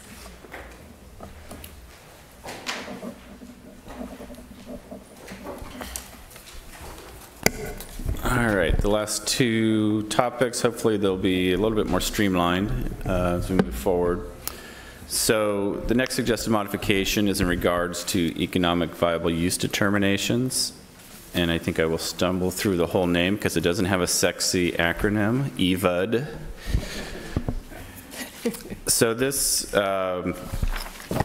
was not included in the board's adoption of the Gaviota Coast Plan amendments. The Coastal Commission staff is recommending this suggested modification in both the Gaviota Coast Plan as an amendment to policy LU2, as well as implementing language in Article 2 Coastal Zoning Ordinance. The added language in the plan would require an economically viable use determination when an applicant asserts that the application of the plan policies do not provide a reasonable use of the property. Before any exceptions to the plan policies may be granted. The Coastal Commission stated justification in part for the addition because within several Gaviota Coast plans includes language that allows exceptions to policy standards, for example, where it would preclude reasonable use of a parcel, and that these exceptions create vagueness and that may not be warranted for protection of ESH policies, among other coastal policies.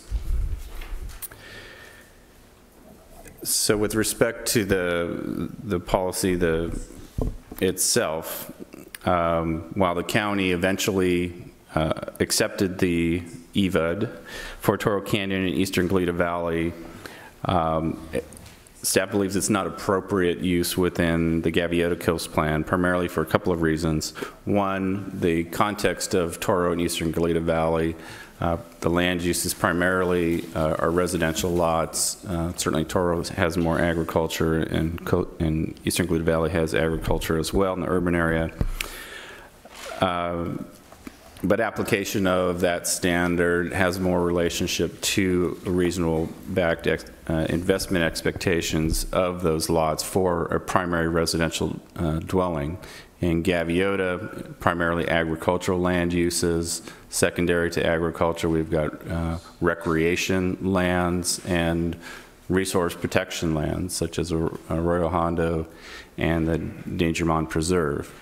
And so staff's concern is that provides a challenge in terms of how you would try to provide that economic and information regarding what is the reasonable investment-backed expectations of a piece of property that was, for example, a Royal Hondo purchased with either grant money or other private funds for protection for resource value and education. It also provides a concern from staff in terms of the processing, where it places the requirement for the county to make that determination of potential takings of the property, when that really is, a function that should be in the courts and not at the planning permit stage. So while the county had adopted and accepted this modification for 2 other community plans that involve coastal areas, I think the context and the land uses and the application of this provide challenges for Gaviota, and our recommendation would be to not include both the policy and the Article 2 provisions. Mr. Hudson, did you want to respond? Sure. Well, just to add some clarification, I think Mr. Lackey described that just fine. But I would add some clarifications that this economic viability use determination, I think there's some confusion about what its purpose is and how it would actually come into play, and it would be used extremely rarely. I've been doing this for decades. I have seen a handful of these because it typically would not be approving projects that do not comply with the policies of your LCP. Those are the findings that the decision maker would have to lay out when you approve new development. The economic viable use determination, which we believe is equally applicable to agriculture as it is to a residential parcel, because its purpose is simply to allow you to make findings when you approve development that would not otherwise be approvable because it would be in direct conflict with a policy of your own LCP. And the only findings that you can make is that that could be approved in order to avoid illegal takings of land. So, forgive me for interrupting, it's like a findings of overriding consideration? Is that what you're saying? It's similar in that the commission, our commission, is in the exact same position when we approve development, and we have approved development within environmentally sensitive habitat areas. An example might be if there is a legal parcel and the entire parcel is environmentally sensitive habitat, then there's nowhere to locate a house or a new agricultural operation if this was a vacant parcel. So it really, I think, comes into play when you have an undeveloped parcel. And we don't have many of those in the Gaviota Coast. We have existing developed holdings of land. When you have that lot that would otherwise be undevelopable because of a policy conflict, our commission, as well as a local government, can make findings to still approve a minimum reasonable economic use. That could be an agricultural operation on ag zone land, it could be a single family residence on a residential parcel, even though it would conflict with the policy because there's no way to comply with the policy, and therefore you've made this legal finding. That finding is done in your staff report. The economic viability use determination is simply a tool that would be at your disposal because it contains the information necessary for the county to make those findings. And those findings are it's not mysterious. They're just laid out in the suggested modification for the implementation plan portion. It's information such as the purchase price of a property or other information, and it leaves at the county's discretion, at the county staff's discretion, to use or eliminate those different criteria. So if you determine that because a property has been in one family's ownership for generations, the purchase price is not appropriate, then you would have the ability to look at these other factors.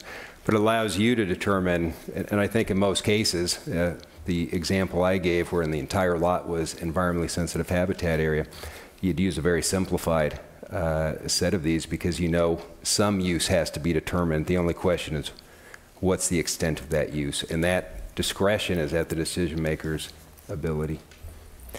So the decision maker looks at these factors and decides, and uses it as a means of overriding certain findings. That's it's correct. So it's not the landowner, for example, who has to come in and prove that I have no use if you don't give me this permit. It is, that's right. It's to help support the decision maker in their evaluation of an application so that you can make findings that you are only approving this development to avoid illegal takings. So it's a different legal tool than an overriding consideration, but it is a legal mechanism. Okay, public comment. First three speakers, Jana Zimmer, Monty Ward, and then Paul Van Leer. Thank you. And this is a topic that I did discuss with Steve and his staff yesterday in the context of my client, El Capitan Canyon. And I have three issues, one of which I think that commission staff was on the verge of agreeing on, and that was the timing of the submittal of evidence by a landowner. The way it's written would require a landowner to come in with their application for a CDP, and if they assert there would be a taking, if they're precluded from development in a certain area, they would have to provide all that information up front. And I think that coastal staff agrees that at the county level that doesn't work well, because the landowner doesn't know whether he's got an issue until there's some environmental assessment as to what is on the site. The second one is I think that it's really important that the modification does allow the director full discretion to determine which of these 12 or 15 items to be asking for in any given case. And if I were Ms. Black, I would take that and run with it. And the third thing, though, that's a little more problematic is I agree with the staff that it's going to be difficult to apply these. Essentially, at the commission level, they're called takings findings. And I think they're going to be difficult to apply to an agricultural parcel and an agricultural operation because these issues of investment-backed expectations when you're looking at a family ranch that's been in the family for 150 years just don't apply. I've been thinking about this, and I think that the county should consider discussing with the commission perhaps going to a different kind of finding for agricultural properties and operations that would be more like an ag viability determination, where if you impose the restriction, let's say you have chaparral on 3/4 of your property, what does that do to the continuing agricultural viability of the property? It's the same way as saying the agriculturalist will go out of business if he or she can't farm. And I've got some language that I can suggest that I just made up, but I would like to see that considered as a finding rather than finding the minimum use to avoid a taking, which is one of the findings they do have. And I'll be happy to share that with staff and Mr. Hudson as well. Thank you.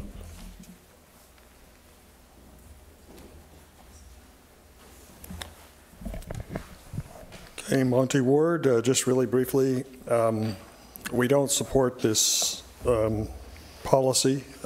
Existing law and policy allows for determination of value through the courts in the rare event of a takings claim, and I think the case was made from this side of the room that this is likely to be a rare occurrence. And in any case, an applicant should not be required to undertake an economic analysis to prove harm in order to qualify for a CDP. This seems backwards to me.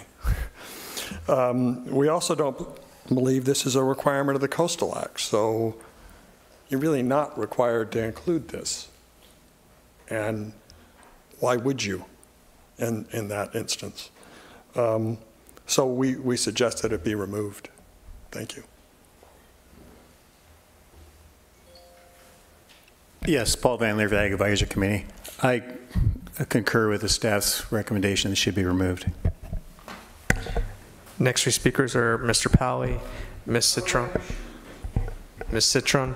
and then Mr. Troutwine. Good evening again. I'll be very brief. We support the Coastal Commission's suggested modification. Really what it's doing is adding clarity and guidance for when the reasonable use of the property is precluded. I think asking that we have to go to court to determine that within the county's planning framework, what that really means is that that will be county council will be scared of the claims made by developers and will go along with that without doing the actual analysis that I think this this requirement provides. So to the extent it adds clarity and guidance, and I support it. Thank you.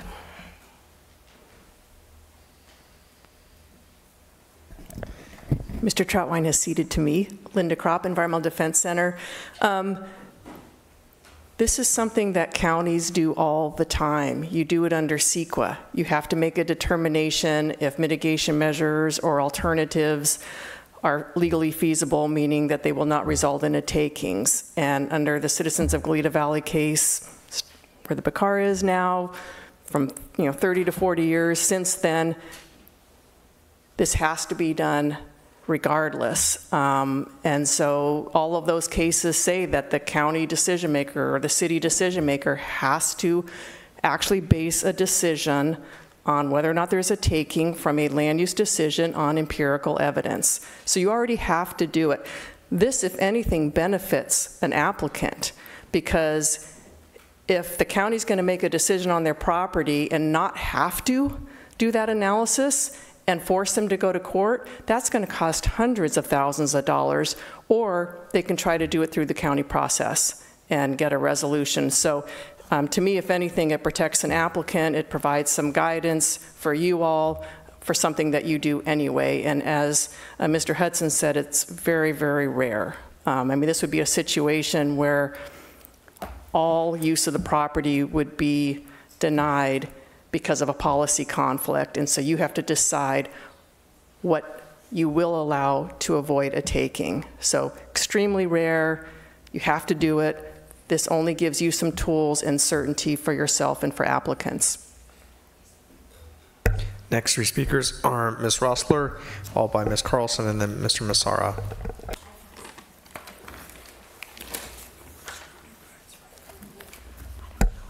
Ms. Carlson, did you? Okay.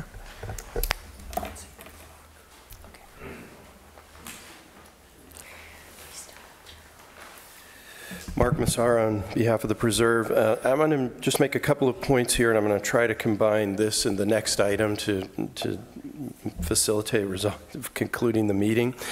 With respect to this EVUD, I appreciate Mr. Hudson's comments. To tell you the truth, I'm not sure exactly what we're talking about at this point, because I agree with Ms. Kropp that this is something that local government has always had to do in order to avoid a takings. Santa Barbara County, by the way, has a history of doing this really well and balancing these issues without this EVUD. Back 10, maybe 15 years ago, there was the Chase project on Del Playa and the Bluffs in Isla Vista, where the county, I think it was County Council Alan Seltzer, worked on devising a strategy to allow a residential use in vernal pools in the least damaging way possible in order to avoid a takings. The Coastal Commission approved that project. So as far as I can tell, the county's process already works. And the only concern that something like an EVUD has is that I called around to law firms and land use firms and research firms, and no one had ever heard of one. No one knew like how to do one. It's not a thing. We're like inventing a new term that landowners are going to have to run out and commission a report to do when the county already does this quite well. So I'm not sure about why it's necessary. And then again, with respect to the invitation that you go further with respect to coastal trails and dedications than the Coastal Act allows the Commission to do, I just suggest that your staff is correct, that you needn't do that. Thank you. Mr. Massara is the last speaker for this item. Okay. We have a decision to make. There's one proposal that we go straight to comments on matters not here, and that we put the prescriptive rights onto the board agenda because it's getting late. Who would be in favor of that? Just raise your hands. We put one later. Okay, who wants to do it all today? All right, there we go. Julie? David? Okay. Sorry, Das. That's already there. You just may have to do it alone. Okay. Hopefully this will be the shortest of all of the items. Coastal Commission staff had part of their suggested modifications, a modification to Policy Rec 8 that included if there is substantial evidence that implied dedication or prescriptive rights may exist for coastal access, that the county, through implementation of the policy, would protect public access through public acquisition measures or through permit conditions on new development. County's position that we expressed to the board on May 15th is the same as that the suggested modification is contrary to case law, and since the county does not have the authority to recognize unadjudicated prescriptive rights. And the county's recommendation would be that the Coastal Commission staff delete the additions and the modification related to prescriptive rights from Policy Rec 8. And that concludes our...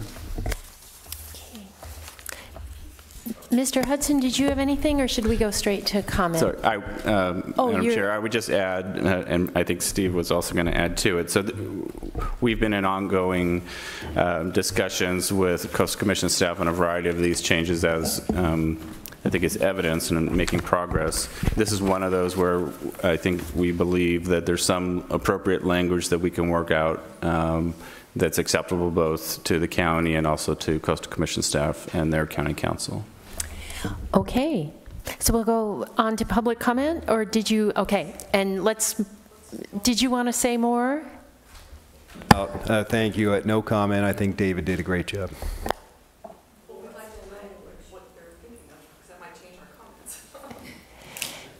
Sure. I will, just to characterize it. So for us, the primary issue is the suggested modification does not require the county to adjudicate these rights. We're simply saying that it's really intended that the county, as it does now, evaluate potential impacts to public access when there's existing access on a site. If a project would not result in adverse impacts, then the county's job stops there. There's no additional conditions.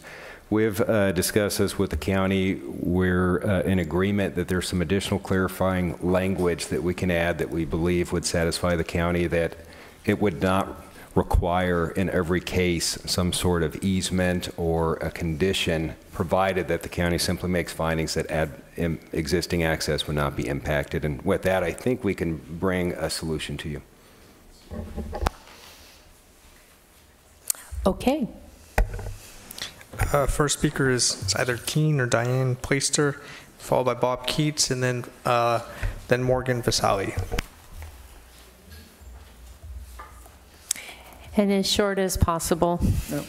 Chair Hartman, my name is Dean Plaister. I'm a member of Surfrider Santa Barbara, and my comments today are my own. I'd like to express my support overall for the modifications to the Gaviota Coast Plan suggested by the Coastal Commission staff. Specifically, I would encourage the county to establish the widest possible public access by adopting changes to Policy Rec 8, which protect the existing access that has been in use for many years by hundreds, if not thousands, of beachgoers.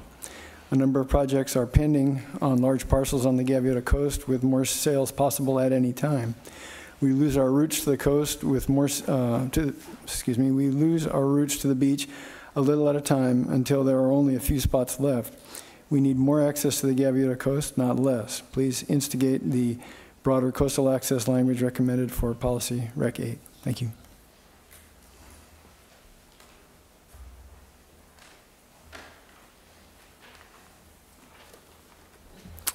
Chair Hartman, my name is Bob Keats, and I'm a member of the Surfrider Foundation. With regard to prescriptive rights, I support Policy Rec 8, and I strongly support the additional language for that policy that has been recommended by Coastal Commission staff. This policy is particularly important for the eastern part of the Gaviota Coast, between the Bacara and El Capitan, where there are miles of beaches with no authorized vertical public beach access. If, as I understand it, the public owns all of the beach below the mean high tide line, and because sea level rise is moving the mean high tide line closer to solid ground, more and more of the beach belongs to the public, and it is essential for the public to have vertical access to the beaches that the public owns. Thank you.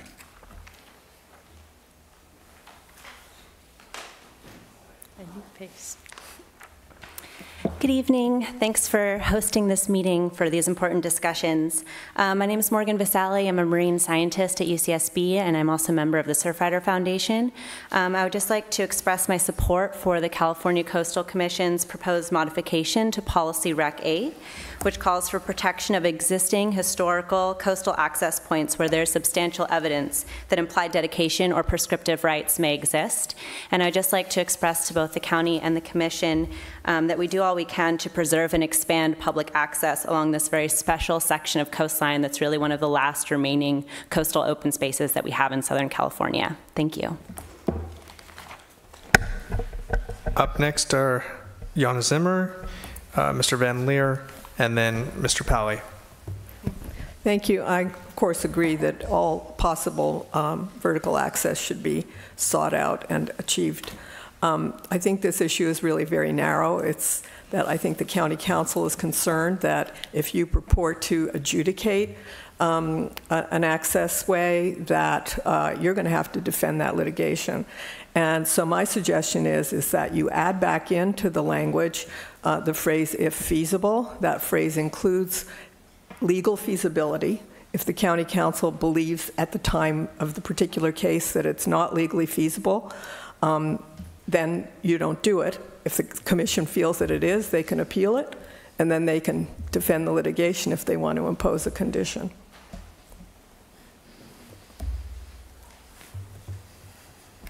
Yes, hi, Paul Van Leer for the Ag Advisory Committee.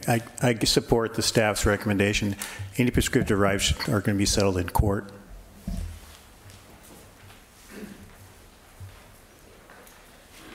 Hartman, and I apologize to Supervisor Williams, who's gone, because I voted to hear this, because I waited all evening for this one issue. I would say that, well, first off, I support the Coastal Commission's recommendations on this. I think that this one single issue is probably the one that the majority of the residents of Santa Barbara County who go out to the Gaviota Coast and enjoy it would feel most pressing. A lot of the other issues are a bit technical, and if you're not a landowner and an agriculturalist, they may be above our heads. But this gets to the very heart of the vast majority of the residents being able to get access to the coast and enjoy it. And so it's extremely important that prescriptive rights, public access, vertical access, et cetera, be maintained. And I believe that the Coastal Commission staff modifications will most strongly protect those rights. Thank you very much, and good evening. Next three speakers are Ms. Citron, Mr. Troutwine, and then Ms. Rossler.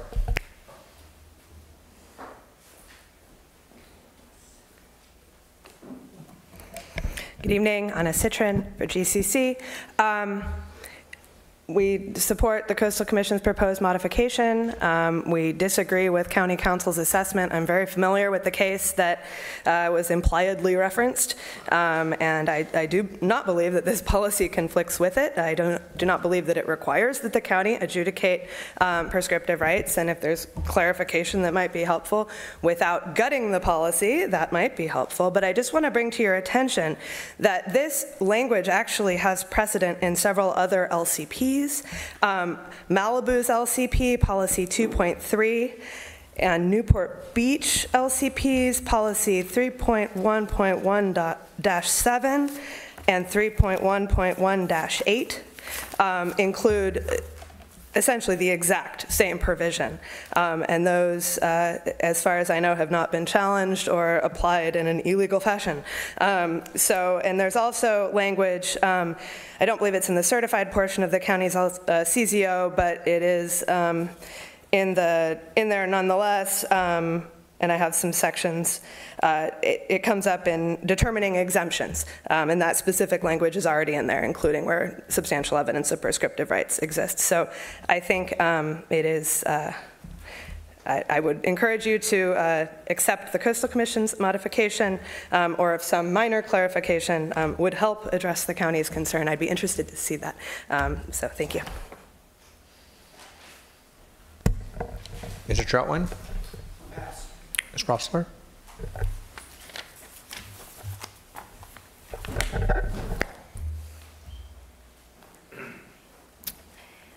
Just a quick point, the coastal planning agencies have had to decide whether a project would interfere with the public's right of access where required through use in accordance with 30211. And as Ms. Citron mentioned, and several of the other LCPs, sounds like they are headed in the right direction, and we're interested to hear what the commission and the county work out on that. Last two speakers, Kathy Carlson, Mr. Massara. I guess that's it then. Okay, I think we have one last, unless there are any comments, I think we have one last issue here, and that is to allow for open public comment on matters that we haven't had, the 6 issues that we addressed today. So do we have speaker slips for general issues regarding the GAV plan? Ms. Zimmer, I believe, submitted that specifically. I'm not sure if the intent was for anyone else. Thank you very briefly, and this is on behalf of El Capitan Canyon. I would like to suggest that the county re-engage with the commission staff about the mandatory buffers. This is a huge change. Not being able to retain discretion to adjust buffers downward without even knowing what the evidence on a particular site is, I think is really unfortunate. And I think that will lead to more takings claims, and I would just ask that you consider asking the staff to re-engage with the commission staff on that issue. We have 20 seconds just to get on record. The Coastal Commission is defining fencing, range fence, as confined animal facility. And I think that's absurd that our rangeland barbed wire fence for rangeland is now a facility, a confined animal facility. I think we answered that, Gunnar, but Ms. Black, I had it in the answers, the questions that... It's exempt, I'm just taking issue that we're defining it as a facility. Okay. Thank you. Okay, is that the last speaker? I believe it is. So the process? Yes, process moving forward. So we're scheduled to go back to the board on July 17th, and our intention is to provide another opportunity for the public to provide comments. We'll be preparing a staff report for that meeting, a board agenda letter for that meeting, and we'll have a draft letter to the Coastal Commission reflecting some of the issues that we talked about today, hopefully reflecting some of the issues that we've worked through with commission staff. And then our ultimate goal is to get to the Coastal Commission's hearing in August. And I think the hearing in August is, it's going to be in Redondo Beach, and it's it'll be August 8th, 9th, or 10th, which is the Wednesday, Thursday, Friday of that week. And that would be for the commission to consider certification of the plan. Okay. I would once again like to acknowledge how rare and special it was to have the Coastal Commission staff, Mr. Hudson, you and your colleagues come here today. It was enormously helpful to me, and I think to the public, and it means a great deal. I've heard experienced planners say that the Gaviota Coast Plan is the best community plan that they've ever seen, that it is carefully calibrated, and it shows the investment that people have put into this. It's been a tremendous investment by the community. It's been a tremendous investment by the county and P&D and now the Coastal Commission. So I won't make any bones about it. My goal is to see that this plan moves forward in this process. I want to see it certified. I think there are tremendous advantages. So we have a very delicate path to try to thread through here, but I thank everyone for coming and sharing, for helping us to understand more what this means to people. I think we are better advocates now and can take some of these and actually your comments and incorporate them into the letter we send to the Coastal Commission. And I guess Supervisor Williams has abandoned me, but you haven't. And